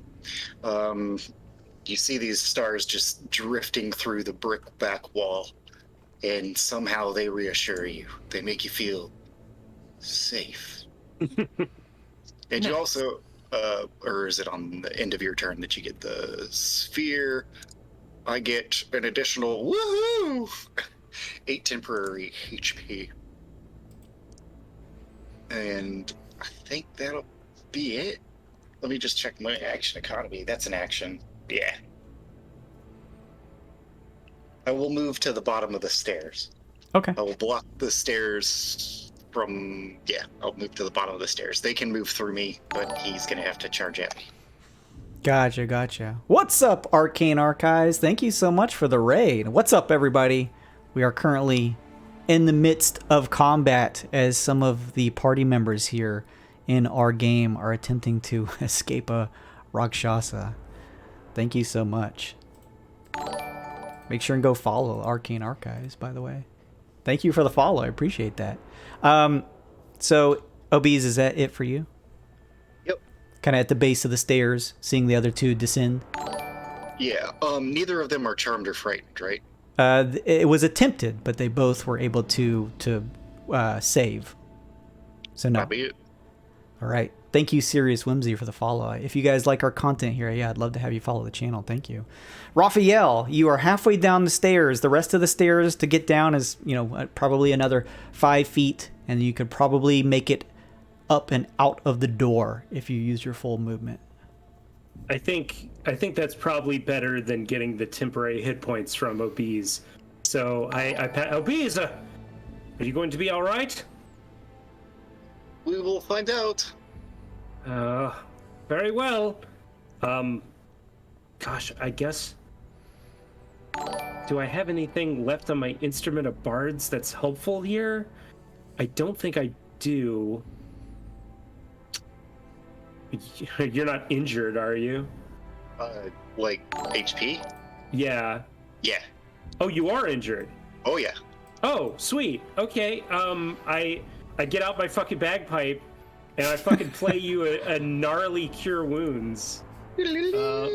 For those some shit rolls, but some help is better than no help. That's what my 3rd level cure wounds did for me. Yeah, hey, that's not bad. It helps a lot. And I am 1/4 of my health. I am out of bardic inspiration, so I have no bonus actions. So I fucking haul it to the door with Kaiser in tow, running behind me. Yeah, Kaiser's falling right along behind you, running on all of his quadruped dog legs, just hauling ass out of the door. Now you race out of the front door, and we'll say you're about 10 feet out from it. I at least hang back and turn around to make sure Obese and Cassius are gonna make it. Okay, so you just made some space outside of the front door and are kind of waiting now, right? Yeah, exactly. Okay. Thank you so much. Oh, go ahead, Obese. Sorry, unless I missed my guess, he should be within range of my 30. It's a 30-foot radius. Oh Yeah. shit, that's a huge range. It's a huge range. 9 HP, boy. Okay. Guys, did you know that Twilight Cleric's really good? It's really good. Thank you. Yeah. Thank you so much, Rumble Pack, Magenta Mage, Little Loots, Little Lols, Little Loots, J Charms, and thank you so much, guys, for the follows. That is really awesome. I really appreciate it. Let's see here. It is 7 Spot's turn. He says, "You are all becoming a little bit of a nuisance, but I'm just having so much fun," he says as he flicks a hand, casting another spell. He lifts up off of the ground and floats above the staircase at the top and lands at the base of the stairs right behind you, Obese, and says, "Hello again." Hello. Would you please cast while you are here so I can hit you for free? That is it for his turn as he extends a claw out, ready to attack. Cassius, it is your turn. I'll use my reaction. That was a fly that he cast on himself, or do I need to Arcana check it? You could assume that, but if you want to know for sure, our Arcana check. He's my only option to reaction, so 23. 23, yes, he is flying. You can actually look down and see beneath his boots, he is still somewhat floating off of the ground. But he's positioned himself to stop you from, to kind of be adjacent to you at the base of the stairs. Cassius, this may be a little bit selfish, but could you stand next to him for a second? Certainly. Now he's blocking the door, yes?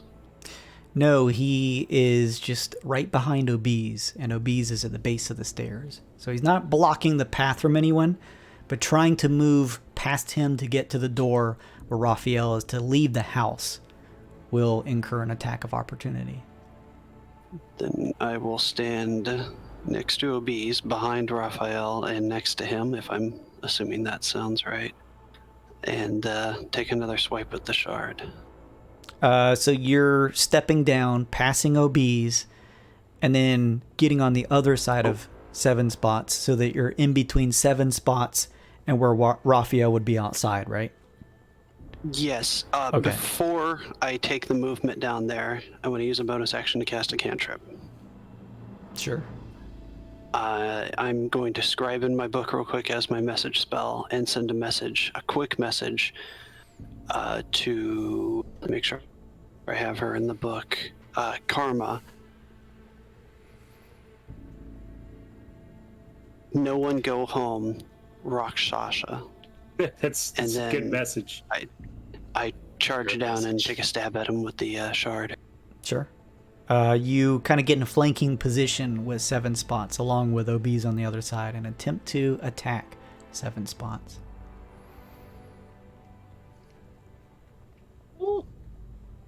Does a dirty 20 hit? What is the item that you have that does this? What is it? What is it called? What is it look like? A slender spindle of blue glass on a leather cord. When impaled into flesh, the cipher dissolves and transforms you into an octopus until you take a short rest. It's the same thing it said for the other one that same wording for the disintegration one. You race down the stairs, the shifting sound of wood underneath your feet, placing yourself in a flanking position with 7 spots. He kind of turns his head back towards you, and he attempts to dodge as you just almost instinctively, having already had this in your hands, you go to stab. And 7 spots looks down, and you do too, as you see this shard is stabbed into the side of 7 spots. And 7 spots looks up at you and smirks and says, "What is that?" And then he suddenly transforms into an octopus. That's the second time one of these curios has fucking saved their bacon. I looked at Raphael and go, calamari. There's a splattering on the floor as a small octopus kind of slaps down and just sort of like begins to slap around very slowly some of its tentacles. Cassius, molto bene. I'm not hungry right now. We should run.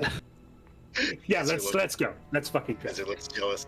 Are we next to water? Are we next to lake? I'd say the reservoir is probably. I mean, what do you think, Raffia? How far would your house be from the reservoir? Does it matter? 10 minutes. Yeah, it's not like it's not right on the, it's not right in an area where you could very easily reach it. It'd take a couple minutes, no matter how you travel. Minutes, yeah. So the idea is here that Obes wants to just get rid of this fucking octopus, so he wants to throw it in the water. He doesn't think that the cat can breathe underwater, so he's just gonna baseball pitch that thing out into the middle of nothing. I would say it would take probably 10 minutes travel on foot to actually get there, but it's 10 minutes away. Do we have more pressing business? We need to check on the rest of the party. We have since met. I do not know this, but I assume that Cassius has a message. I vote we just leave the slimy thing here. It's not going anywhere on land. Yeah. I would message Vip and Alloy the same way with in my book and just write to them both the same thing. Don't go home, Rakshasha. As you do this, and again, thank you, Wonderbread, for the follow. By the way, all of you who follow the channel here get an immediate boost to your Twitch channel points. Speaking of, Cassie's just used an item to change this combat encounter. Make sure and check out all the points you currently have down on the bottom left of the chat with a purple weird bit icon. You can click on that and see all the kind of cool rewards that you can buy to interact with the story here. Thank you all so much for the support and the follows. As this happens, back on top side, I'm not going to bring all the icons back, but Karma, you, Alloy, Monifa, Vip are stopped by Otto, and Otto says, "Careful, you can't go back home. There's things there. I don't know what, but it's dangerous." Damn it, we were even warned. You also receive, at the same time, this message in your mind from Cassius writing in his book. Shit, the demon cats. Okay, we gotta go to we gotta find Wrath. We gotta get them. They're being followed, right? Can we? I know they can message. Do we have any way of contacting them, the other group? You guys can reply when I send you a message. Oh, well, there you go. Yeah. Ask them if we should meet up somewhere. Lose them. Meet up at Docks? At where? Docks? The dogs. Oh, meet up at docks. Be on this side. Docks it is, let's go. You guys are also, again, welcome to meet up at the docks. There's still about 7 hours to go. We Just have to letting get you a all know. rest in. We have to lose them and At least one. we're in Lux, so lose them. Meet at what was it? The Docks. no, because we have 7 hours until we have to You get a can rest. you can still meet at docks. I just wanted everyone to know, like, you don't have to immediately wait for Okay. the sub. Like, there's still Okay, 7 then what hours. the hell? Yeah, we're gonna meet at the docks. Okay. I thought we were gonna try to rent a warehouse. Yeah. All right. So with that said, you hear this message in your mind, Cassius, and share it with Raphael and OBs. What do you guys do? Docks? Yeah, relay it to them. I grab his, like I said, I'm gonna grab Raphael's weird Pelorian whip and hand it to him and say, "Let's get out of here." The cat of nine tails he had on the wall. Oh, that's hilarious. All right. Very good. I'd hate to lose old Whippy. What do you do with your house, Raphael, as you see the door still open? I mean, I can't burn it. I don't have anything that could set it alight. I fucking... What's the most, like, symbolic thing I could do? I guess I just throw the key into the gutter, because I know I'm never coming back here. So you've, like, closed it and locked it? Yeah. Okay. Just like, literally lock it and literally throw away the key into the gutter. You, locking both doors, kind of looking one more time to see the slap and slither of this kind of wet, oily octopus trying to slowly shift pretty much unsuccessfully across just hard wooden floor as you close the door and lock it, and kind of looking down at a sewer system nearby, just chuck your coin, or your key rather, into the in between two of the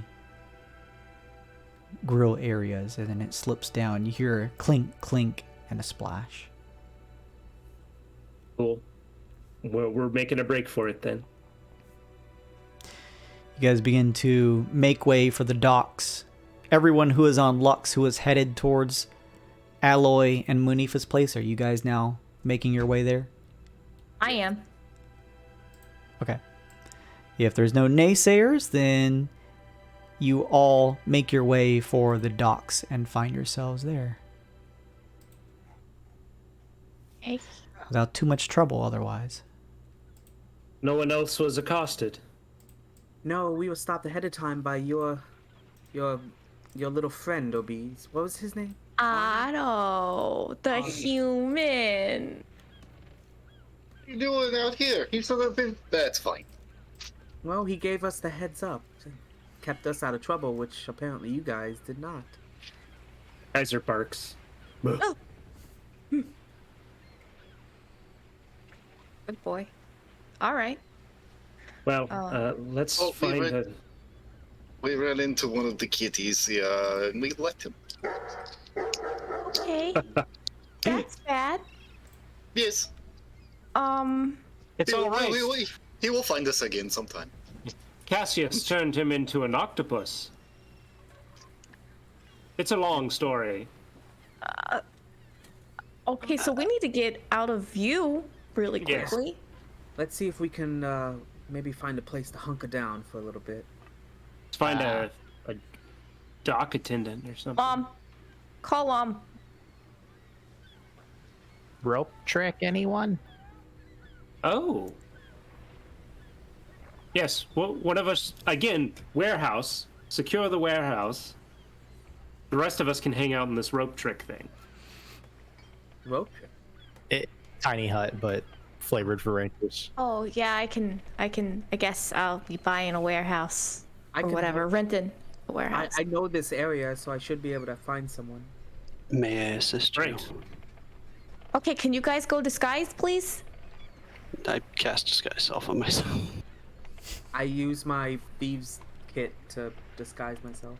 And I'm going to take a rest because I need one. I need to do that. Same here.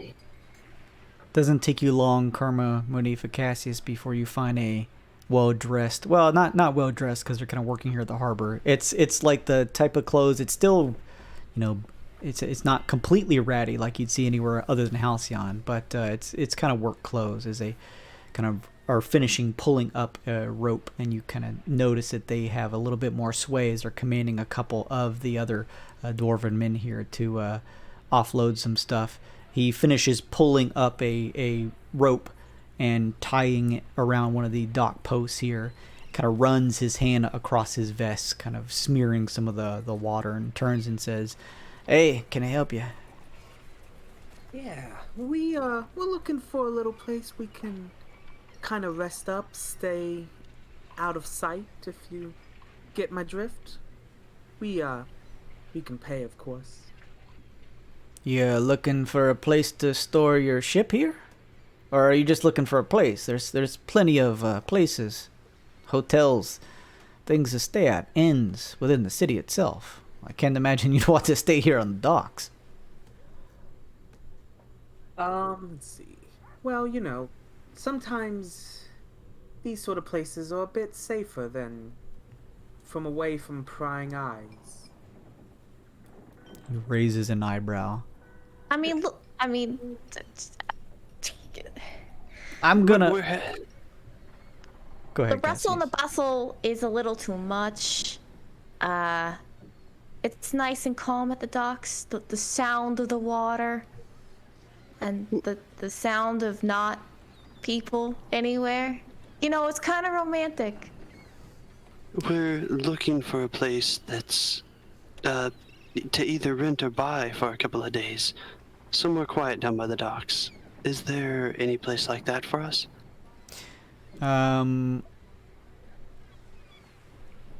Monifa initiated this. I'll have Monifa, you make a persuasion check, but I'll let you do it at advantage since Karma and Cassius helped out.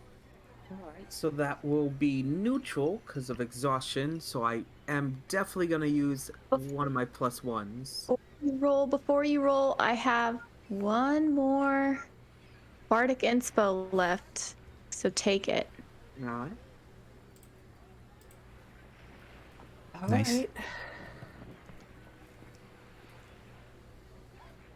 Oh my Wow. god.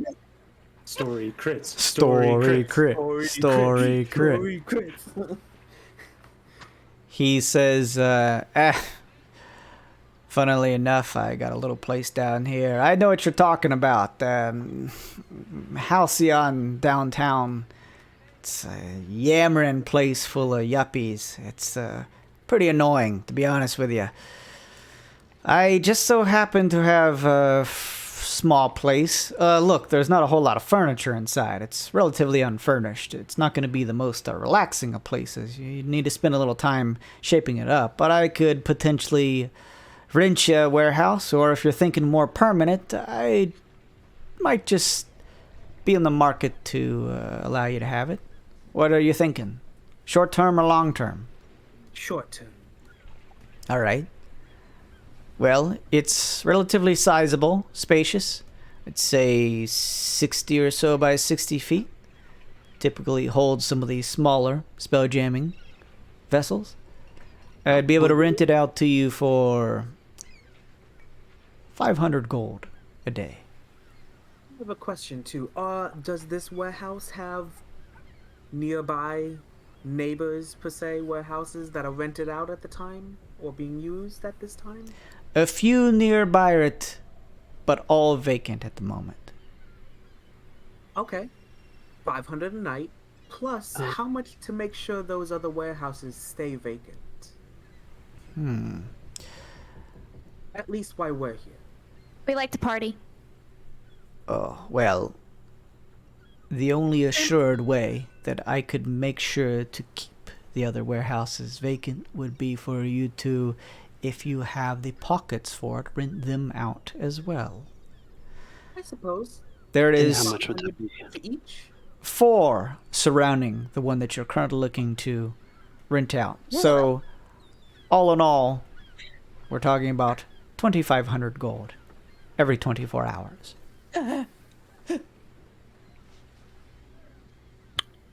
Well, say we're looking to purchase this one at the end of it. After a couple of days, perhaps, maybe you could cut us a deal with a potential long-term contract in the works. Or how about we just say, since we're renting out 5 at once, 5 for 20 instead of 25, maybe? He kind of runs a hand through his beard and says, well, 22, and we can call it even. 22 sounds great. Here you go. Oh, We're he says. so rich and we're fucking haggling for a warehouse. He holds up his Bastion badge, and the two of you touch alloy, and the transfer completes. Thank you very much. I could show you to it in just a second, if you'll just give me a moment. Hey. He kind of finishes up. He runs a rag through his hands, kind of drying it off, and yells a couple more, orders at his other men that are on a nearby spell-jamming ship that's actually kind of floating in the waters here at the docks. And he says, all right, come on. And he shows you over to a relatively open area of the docking space. It was actually a couple of these buildings that you, Monifa, initially pulled the party through because it's relatively vacant when you first got here from the squid ship. And he shows you the one in amidst the others and says, you'd be renting out these 4. He kind of points them out. But this one in the center, well, I mean, this is the one you initially got, but you've rented out all of them, so use them however you will. If you just wouldn't mind, if you have any particular spelljammers that you're looking to place inside, if they're larger than this, you'll need, of course, bigger accommodations. But this should suit you for anything smaller vessel-wise. I think this may be perfect. And if it's as quiet, if it stays as quiet as I hope it does, there may be a tip in it for you. I will specifically make sure that no one is bothering you, ma'am. Thank you. He nods. Well, back to work with me. Here, he says, and he tosses keys off of he kind of works a few keys off of this kind of key ring and throws them at you. And steps away. As you open up this docking house, Monifa, there's obviously like a large steel door that you could open to bring in large vessels like spelljammers and stuff in here. But there's also like a adjacent smaller door that you can step through.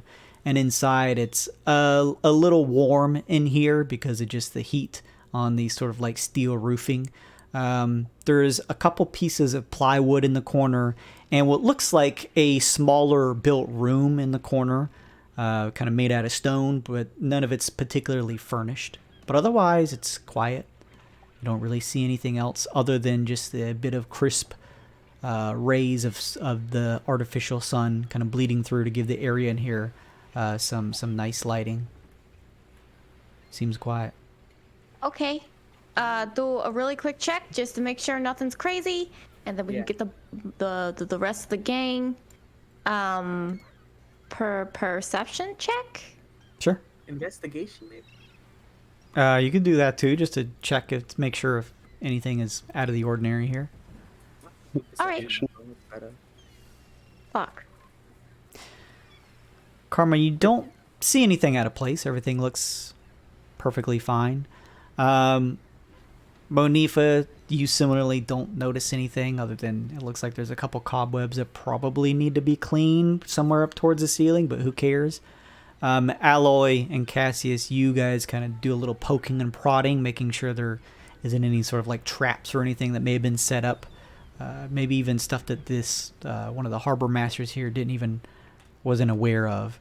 And as you kind of poke around, you don't notice anything out of place. It looks, for all intents and purposes, just like an empty shipyard house here that you can stay in.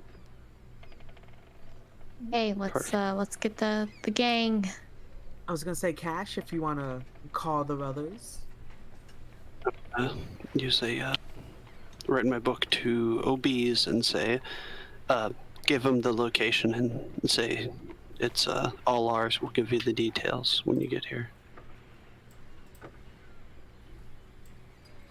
As soon as we do that, I'm gonna find a shadowy corner I can go invisible and pass out. I'm assuming it doesn't take long for the rest of the group to catch up with the others so that you all can enter the warehouse too. I was just in Vip's rope trick this whole time. So yeah, I'm with Vip. We get a short rest? Or what? Yeah, we're at like 7 hours. What do you think, Jason? I would say you could probably get away with a long rest if you wanted to. Oh yes. But that would put you right at time to meet up with Lushy. Hey, well, it's a good thing we have Monifa with us to get us there quickly. Yes. It's like 1 minute away at the end of the docks. Yeah. Yeah, I mean, hey, but 30 seconds is actually quicker than 30 seconds. Yes, you're right. You're right. I desperately need a long rest because I used all my spell slots in the bank heist. Yeah, I knocked a lot of times for no damn reason. I didn't have to do that. Most importantly, my bagpipes recharge. I just want to get rid of at least one level of exhaustion. Right? Like, God. It is don't the have worst. Speed anymore. I still have disadvantage, but I mean, it's better than. Ugh. My little guys would get all their health back too, right? I don't know, actually. I don't know how a steel defender works. Let's look it up. I don't think there's an actual rule for it. I don't know how that works for familiars. For out of character sake, are we allowed to press the long rest button on our character sheet? Already did it. Mm-hmm. Yeah. Done. Yeah, it's too late. Yeah. I mean, it would be easy to remember. I was out of everything. Racial spells, class spells, everything. You can just cantrips, that's it. Now you can long rest. I had one key point left. Cantrips. Man, low-level Shadow Monk is tough. Yeah. Well, the only thing you did with your key points was pass without trace. Yep. That's rough, man. But you're also multi-class, right? So Yeah. makes sense. So It is a second level spell, right? Yeah. Yeah. if mending is cast on it, it can regain a certain number of points. Similarly, like you did before, Amanda, you can repair it. I think you did that once, right? It can repair itself. I don't have mending, so... Yeah, so I think it repaired itself once. It can do it 2 more times. Otherwise, at the end of a long rest, you could just create a new one. If you already have one, the one that you've created immediately perishes. So that is sort of like the only other way to just say it gets its health back is I made a new version, a new instance. That doesn't make any sense. If you can create a new one, you can just fix up the one you have. No, you must kill your baby. Makes no sense. sense.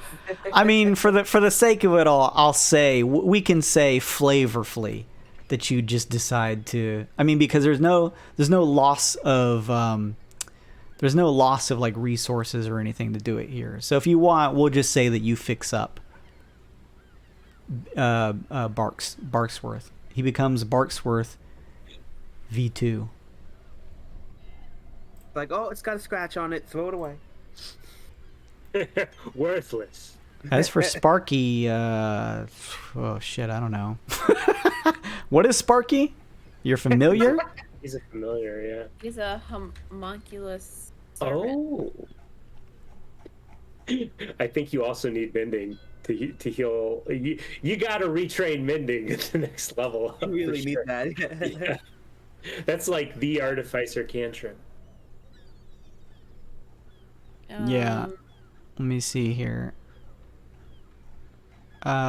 Is that do you guys know if that's considered a familiar for her? Nope. No idea. No idea. An I made one for. It's your literal homunculus, right? Yeah, it's a Yeah. homunculus Then servant. it's basically. I think it's basically the same as Barksworth. Then we'll just say you can repair that one too, and we'll look into the rules later. I mean, it's fine if I can't. It's really not a big deal. No, that's fine. Let's say you spend some downtime resting yourself, and you're able to fix and repair up both Barksworth and Sparky, kind of using some kind of just loose pieces of like steel and maybe even some pieces of cogs and stuff that are littered around here in this sort of like abandoned warehouse, and you fix them up so they can go to full health. If you are the homunculus dies, it vanishes, leaving its heart in its space. What the fuck? Yeah. Oh, yeah, Its heart is a gem. Oh, that's cool. Yeah. Like the whole That's thing what I is. did for the little sneak thing. Yeah. Neat. I forget what gem I used exactly. Well, there's only They one also way to have find that- out. Amber. It's amber. He also has 9d4 hit dice, so you could roll any number of d4s to heal him. So It's a good amount. yeah, that's how he's supposed to heal if you don't have mending. Is he has hit dice. Yeah, let's roll those. Okay. Can roll however many he needs. It's a long rest. I think mine says he has 3d8. Well, that's completely different than what it says in the book, but whatever. Well, it's very possible because I just have him.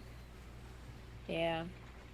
I just have him as like a extra thing, an extra, and I think that's different than what's in the book. Oh no, your steel defender is d8s. Oh, you were talking about Sparky? Yeah, I was talking about Sparky's. Sparky's d4s. Your defender's d8s. Anyway, just roll him to heal him. That's all you got to do. Give me a d4 roll. Give me one Two. more. It says he only has 1d4 for me. I'll say How that. many levels of artificer do you have? Should be all of them. Like 9? Yeah, he has 9d4 then. That's what it says Yeah. in the book. That's so Give weird. me one more roll. He gets you get one per level. I'll get one more. Can you make it a 1 for Exaxes? No. right. Full health. The inefficiency. Barksworth can do the same. There you go. It's a strong boy.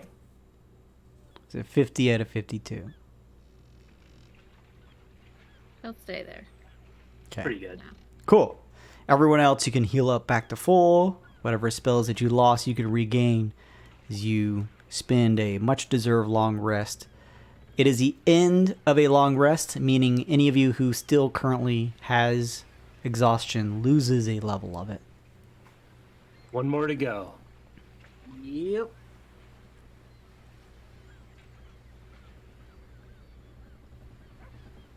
So, you all wake up rested Some of you kind of just spending a little downtime repairing, like Amanda. What do you guys like to do? Lushy. We don't have any time. We gotta go. Gotta go. If we rested.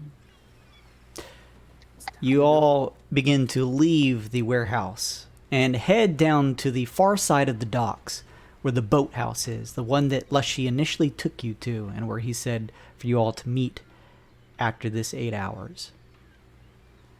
As you reach this area, Raphael, you kind of pull the key out and use it on the door and push it open. You see the golden submarine kind of sitting there just above the surface.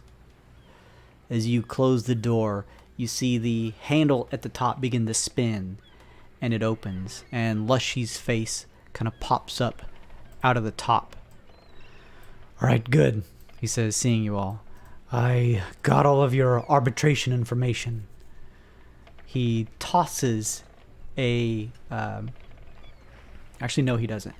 He looks at you all and says... no, he does. He tosses whoever's closest. Cassius, you grab the phone that he tosses you. This small, sort of rounded... almost looks like a stone, but it's smooth and rounded and goldish in color. "Take this back. I'm going to have you carry through with whatever this auction process is. We're going to need that puzzle box. If everything is true that has been set up until this point, the unholy rites will be inside. From there, we'll have it in our hands, and that should hopefully impede this process of this ritual going down, dragging this city to hell with it." Is everyone understood on that? Yep. I have never actually physically attended an auction before. Easy, just be rich. Oh. Hopefully, Lom and the Resplendent got our. Well, it's fairly simple, he says. Everyone is going to individually bid on a certain number of items. Of course, whoever bids the most is going to hold their place. Occasionally, another bidder may throw in to bid a higher point. Every auction, there will likely be more than one. I doubt it'll be just the puzzle box. However, when it becomes the puzzle box, there will be a starting bid, and it will ascend from there. Because you're all going into this individually, you may want to consider transferring maybe some funds so that one of you has more than the others. Just a thought. Otherwise, if someone makes a higher bid and no one else contests it, time will be called. That person will be the winner of the bid. At the end of the auction, all of the items are dispersed to their winning bidders. And that should be that. All right then. Vip, for purposes of the auction, I am allowing you 4 million of my funds. Noted. You writing this down? Or I am keeping track of this, yes. Okay, good. Also, Vip, you shouldn't attend as Vip. You should attend as something different. Professor Cornbutter. Okay. Hey, Toby, do you want to do that thing we did before? That was kind of fun. I suppose I can help disguise you. Sweet. Who knows? Maybe I'll find my coin at this auction. Oh. Wouldn't that be something?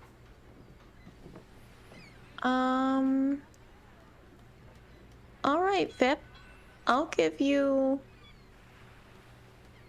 2 million, and then I expect it back after the auction if you don't use it. If you don't use it, absolutely. If my math puts me right, out of character, which Monifa was so nice to remind me of, the money talks prestige that we get, you get a +2 on your charisma persuasion checks. Ooh. That's true. I completely forgot we had that feature. Mm-hmm. Whoever has the most. Don't forget. So I gotta be a guy who's extra cool then. Can we do that? I think you'll be able to handle it. I think I got it. Mr. Piv. Tasty and refreshing. Ugh. Hurts me to give you all of this money. It's for borrows. I'm not keeping it. There's a pain in my chest. Well, unless you spend it, which you may have to. I might have to. You guys do realize I'm gonna have to use all of this, right? I am fully aware. I'll try to cut it close though, so I give it back. But if I gotta use it, I gotta use it. How much more do you have? How much do you have? I mean, 6, and let me just carry the 2 here. I have 3.3 million, so that's like 9 million and change. You want to maybe sweeten the pot a little bit? You know. I'll give you 1 million. Fair. For any of the people in chat, this is millions in gold that is being exchanged. Doing Million this now? gold. I will give you all 5 of mine if we can hurry. 15. That seems good. I hope so. I'm doing my best. And if you don't use that, you can also give it back to me too. For what we accounted for you. Absolutely. They're good at the maths, the fairy folk. Lushy That looks... is how they count their endless seasons. Exactly. Count all the leaves and all the trees every single day.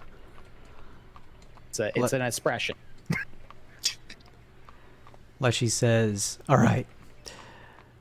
From the information you gathered from Delexion, which I appreciate, Delexion just sort of bows. This auction will be taking place in 2 days. Do whatever you need to do until then, but lay low and stay safe. Keep in mind, however, once that is done, there is only an additional 2 days left before this ritual takes place.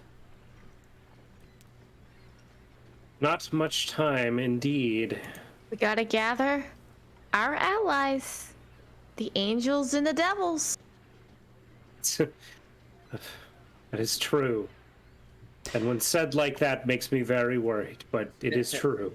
Or it sounds badass. Also true. Delexion, I'm going to have you do as you initially were set out to do. Take the form of Dandy at the right time and serve, because the general public is not aware, as his, in his position as the auctioneer of this. Delexion kind of bows again and says, of course. I'll see you all there, he says, looking to each of you. Yes. We know it is you. I'll be Dandy.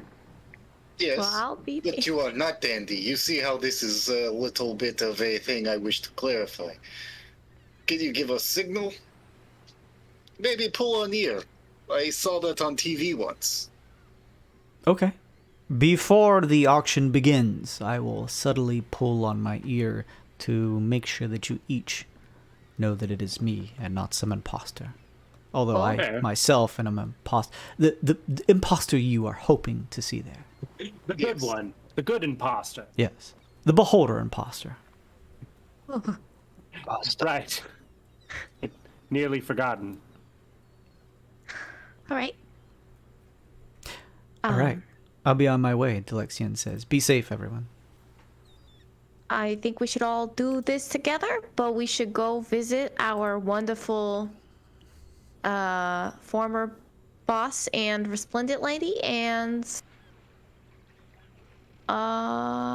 get the information. You know what? Maybe we should call first.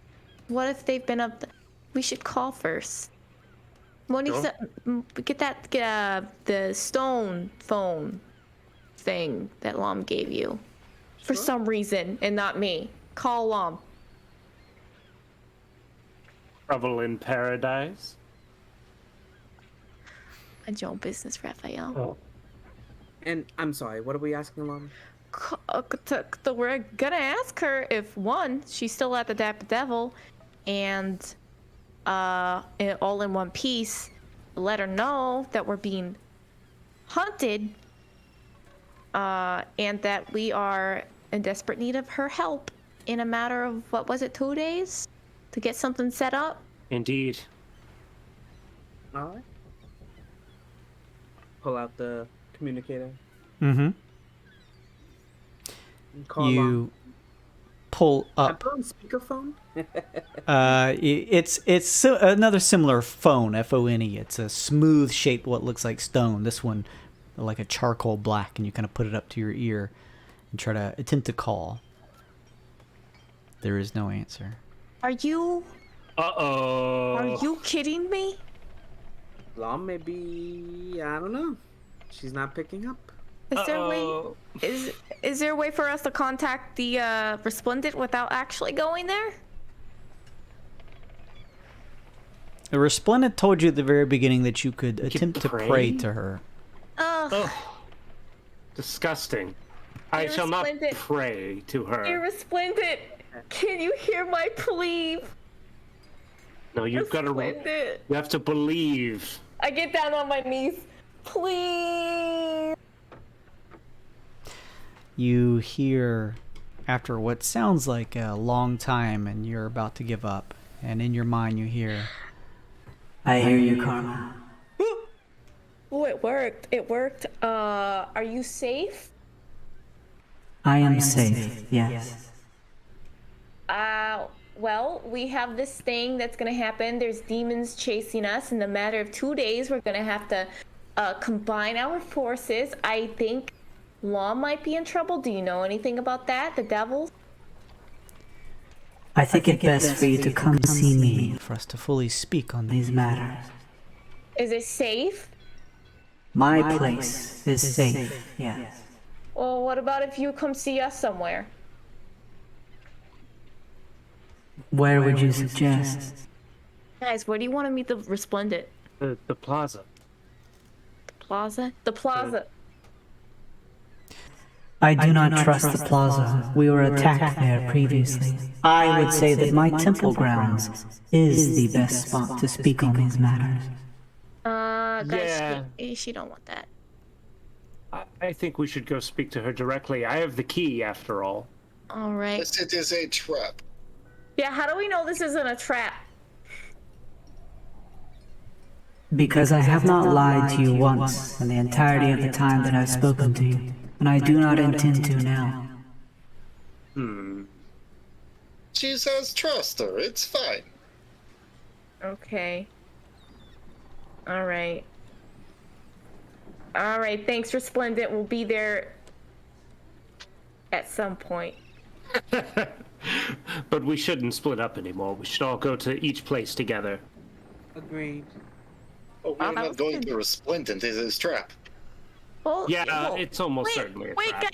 guys, think about it. I never pray to the Resplendent before, but she answered me. How do you guys explain that? She is a celestial. She has the ability to do so. That doesn't mean there aren't. Yes. But go ahead. That doesn't mean there aren't Rakshasa waiting for us around her abode. Even if she doesn't know about them. And how do you suggest we get word out to at least her? I don't know. It is simple. This is clandestine meetings. You change the destination at last point. It always throws them off. But how will she know that we changed the destination? You prayed to her once, yes? Yes. We do it again. It works or it is not the right one. I don't want to pray in public. Well, do it in an alley then. Good lord. We will find a dirty alley that you can do it in the private. No one will walk by, and if they do, we will say we are doing something more seedy. Okay. The old hamster prayer. Listen, just go under the bridge with all the used needles and empty bottles and pray, all right? We are not praying. We are doing drugs and having the sex. Who knows? Maybe you'll find Lom down there. Oh, I am really worried about Lom. Me too. But the Resplendent might know something. Leshy looks and says, well, I think you have your hands full. Be careful. Contact me on the phone once you have the puzzle box. Or if there's any complications. And Jason, real quick before Leshy leaves, we have the location and the time and everything, right? We just need to go get the invitation from the Eladrin first, right? The Delexian shared the auction house. It's in 2 days, so he shared the location. He also shared the offices of the Fae sort of matron in charge of this particular auction, Morrigan. She is in Eladrin, and she's has an office in Halcyon Heights. All this information was shared with you. Yeah. Okay. In that case, Resplendent emergency meeting, and then to Morrigan we go. Yeah. Yeah. Yep. Leshy pulls down the hatch, and you watch as the ship begins to descend the submarine underneath the waters. Right.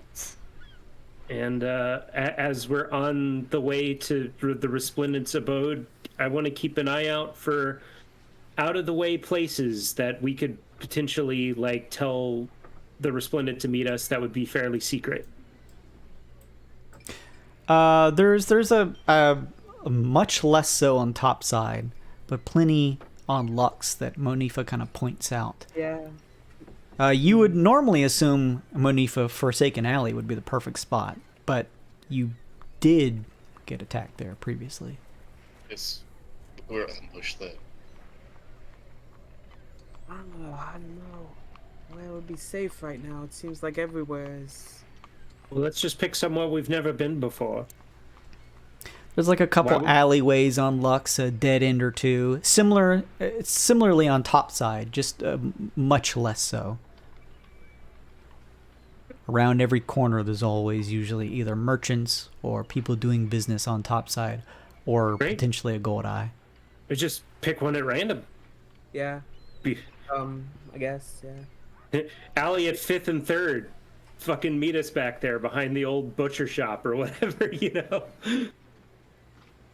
Meet us at 69th Street. Sure. Behind the Bennigans, yeah.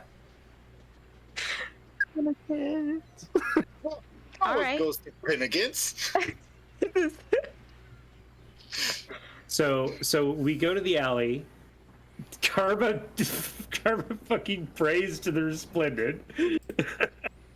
and tells yeah, you know. What do you say, Karma?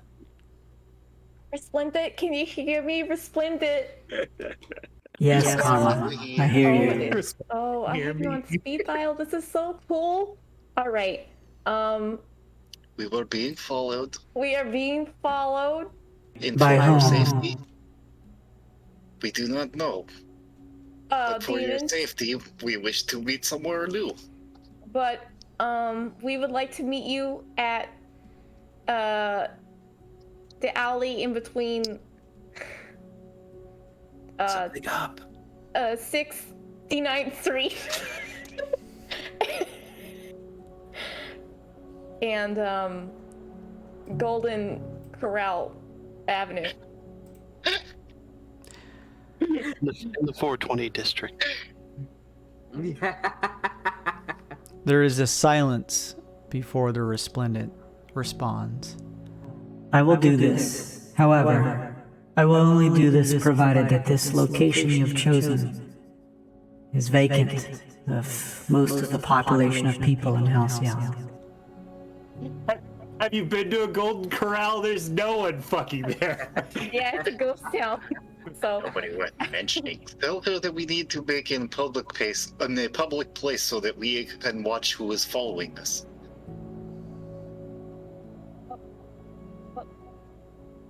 isn't an alley like public but also outside of the public enough so we're not in the public? So we're not in danger? Yes. Okay. I said what I said, Resplendentness. I will meet you there within the hour. All right, lady. Thank you. This alleyway is relatively vacant of most people. There's the occasional passerby, but it's not like a whole lot of people use this particular alleyway. All right. She wanted to meet us in a relatively deserted area. Does that sound suspicious to you? Yes, it is trap. This is why we're trying to avoid the traps. Hey, isn't one of you an illusionist? Can't you put up something that obscures us in the resplendent from the view of the general public here in the alleyway? I seem to recall somebody was able to do that. Was that you, Vin? I have minor illusion. Yeah. It's like 3 of us with minor illusion. And just stack that shit. Yeah, we can do that. So Jason, we make a wall of minor illusion to like kind of hide us from view of the general public. Like it just looks like a empty alleyway, you know? Okay. You put together each of the kind of puzzle pieces between each of your minor illusions to build what looks like a suitably tall enough brick wall. You know, if people were passing over like in a Spelljammer, and there are some here up in the air of the sky of the city. However, they're much higher up. They would be able to see down into the alleyway. But as far as the public moving across on ground through the streets, it looks like nothing more than a brick wall that leads to nowhere. And there's no pathing there. So you all wait an hour? Okay. Oh. It is not long before the form of the resplendent steps through your illusory wall. She, similar to the other times that she has met on the actual ground of Halcyon, is somewhat smaller than typical. Still very tall and defined, but not the sort of celestial sizing that you're used to seeing her. She pushes through and kind of pulls back her silver hair. I want to retcon one thing, if you can. Sorry. What's with the wall, I just want to spread like flour or sand or something behind it, so that we can watch footprints come across it. Oh, that's cool. Very cool. Okay. She steps through the illusory wall and in her sandals kind of steps over the sand, her gown kind of flowing behind her. There are a few patrons of Halcyon here, but hopefully enough that should trouble show its face, we should be safe. Thank you for agreeing to meet us on such short notice. We must choose our meeting locations more carefully these days. I would agree, though next time I would consider meeting at my temple grounds, as it is the least amount of populated space. With all due respect, we couldn't know for a fact that it was secure there. Granted, in your chambers, very secure, but outside, it would be the perfect place for a fiend to wait in ambush. This may be true, but to reach my platform that floats above Lux would prove rather difficult for any of them. A fair point. At any rate, you are here now, for which we are thankful. Now, what is it that you needed to speak about? Have you heard anything about Lom or the devils? I have not. They're not answering our calls, so it would seem that they are in some deal of distress. And as unsavory as it may seem, we still do need their aid for the final assault. And of course, yourself included. We need everyone's help. What? Not to across a dim bridge, but what if we can't get help from Lom? I mean, we'll do what we have to, but it's unfortunate. We will have to... Can't believe I'm saying this seriously. Have faith in the plan. Well, we'll figure Lom out. If you could help us somehow, that would be great. But there's another thing. There is an auction happening, probably full of demons. But this auction is gonna have the puzzle piece, a literal puzzle piece, to the vile coupling plan that the guild wants to pull over. Dark rights. I see. This box sounds like an integral part in their plan, then. It is. And so we're gonna go to the auction, and it would be super cool, you know, if you had your spies there too, so you could be on the in of things, just in case something goes wrong. That is something that I need to speak to you all about. Oh. The spies, those awakened under my joy, were serving under my wing as my eyes throughout the city. Uh-huh. I have been ruminating on what you said, Raphael. Each person must choose the path of righteousness on their own. Oh no. I've been contemplating on the methods with which I have been handling myself and others here during my short time on Halcyon. And I have decided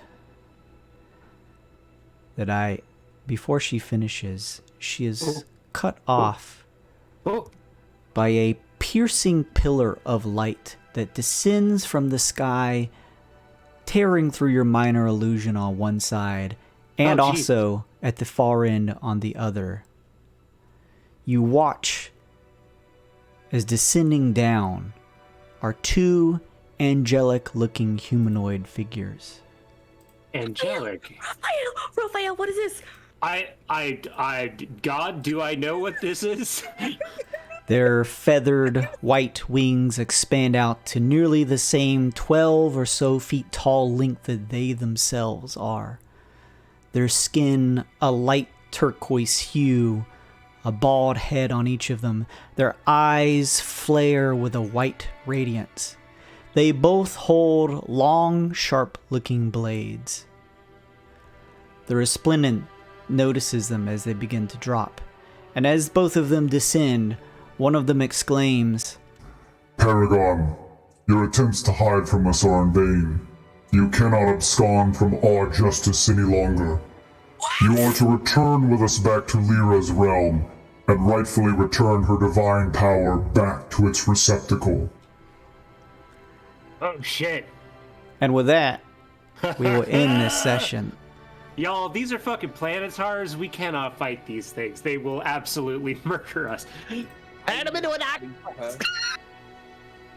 Oh, no, we can bargain our way out of this. They might not even... They might not even have, like... Take the Resplendent. Leave us. Did they call her Paragon? Yes. Yeah, what did they call her? Paragon. It was, okay. Sorry.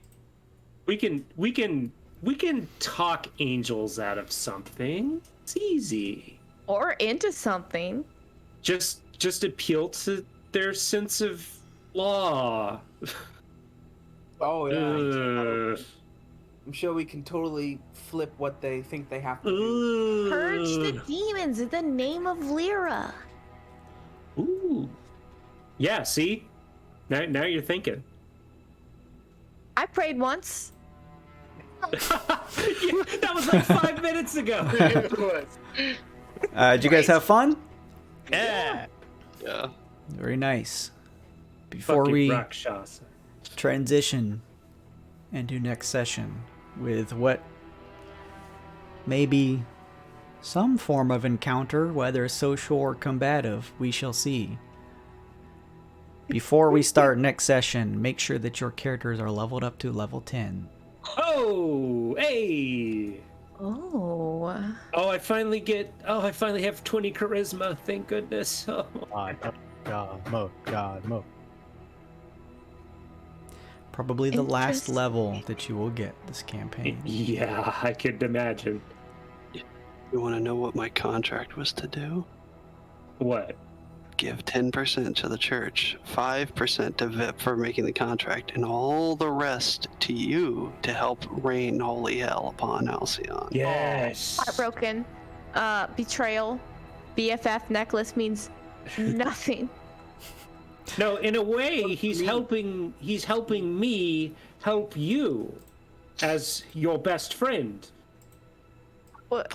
The last clause was whatever was left was for you guys. Aww. Lightbringer. You voted for me. Thank you everybody so much for stopping in and hanging out with us. Thank you so much for that awesome raid, Arcane Archives. Make sure and go follow them. I'll slap their name in the chat here real quick. Here we go. Bam. There you go. Make sure and give them a follow. Thank you so much for the raid. Also, thank you so much for all the follows. Wonder Bread, Rumble Pack, Magenta Mage, Little Loots, J Charms, Serious Whimsy. Thank you all so much. That's really awesome. A huge thank you to Mystic Magic and Mousy and Mama Bear for all of those cool Twitch point things that you bought. And a thank you to GM Hina and Lady Cannibal for the follows as well. So it's a lot of follows in a week. That's awesome. If you guys follow, that is awesome because you get an immediate boost to your Twitch channel points. You can check those out at the bottom left of the chat where the purple weird bit icon is. Just click that. You'll see a whole host of options that you can use to buy stuff for the party to maybe turn a potential deadly Rakshasa encounter into That was amazing. harmless octopus on the floor while everyone else runs. If you want to stay up to date in terms of my schedule, we play D&D every Friday here at 9 p.m. Eastern Time. We'll pick up with the next session. We're entering into the third arc here of this campaign, so a couple more sessions and that's going to be it. We're moving into the end game, as you see, with 2 planetars descending. So make sure and go follow the Twitter if you haven't already. You can see my schedule and all kinds of cool giveaways and stuff that I do. And on top of all of that stuff, as well as my ramblings, you can see the details and show details below here on the Twitch in the About section. If you missed any of this session and want to kind of catch up, if you're like, what the heck is going on? This seems cool, but I just don't know what the hell the story is.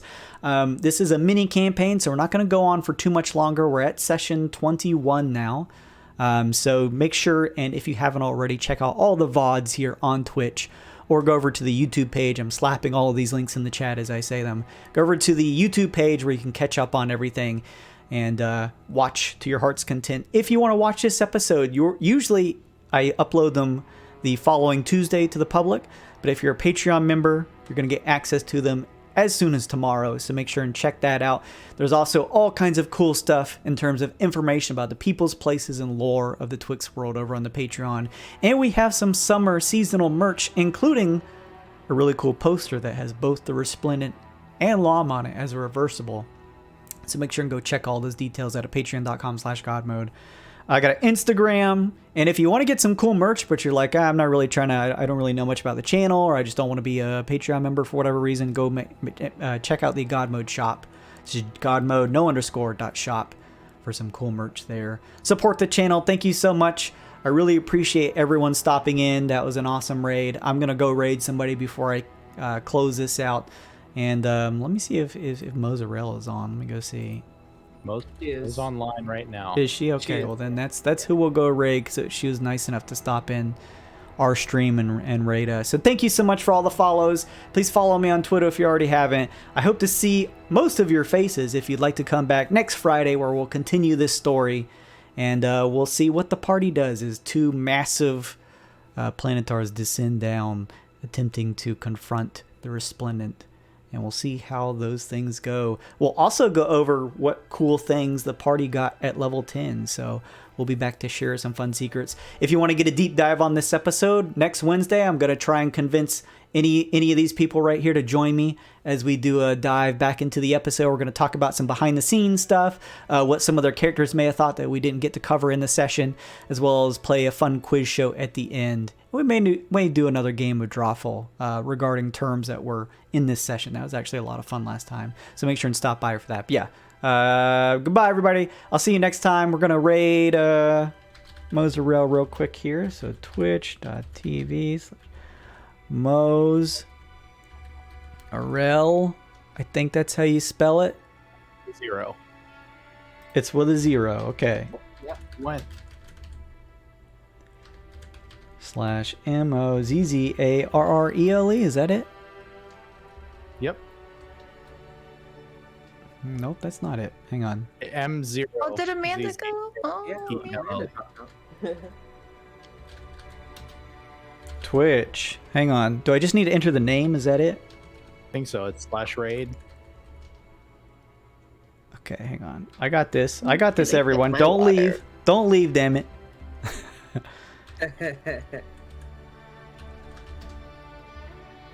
There we go. Okay, thank you so much. Make sure to go check out Mozarel. She's a variety streamer, but she's a lot of fun.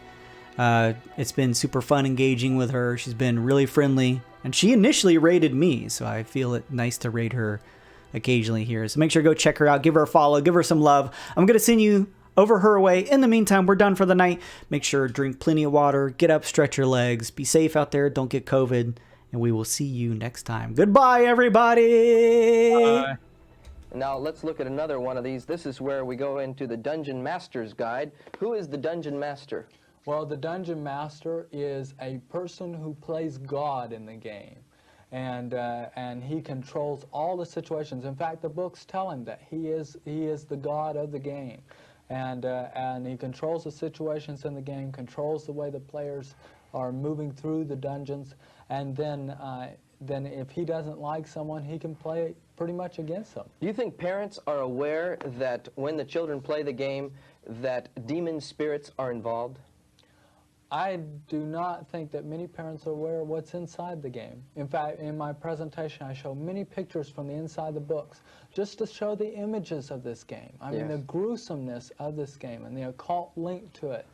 Well, I know that when I did my message, and this has happened, I have letter after letter where people took the pieces. Now, there's 6s involved in the pieces of the game, but they take the pieces of the game, they would throw them in the incinerator or the fireplace, and screams would come out because there seemed to be some kind of spiritual forces inhabiting those pieces, and children would drop out of life. They didn't want to study anymore.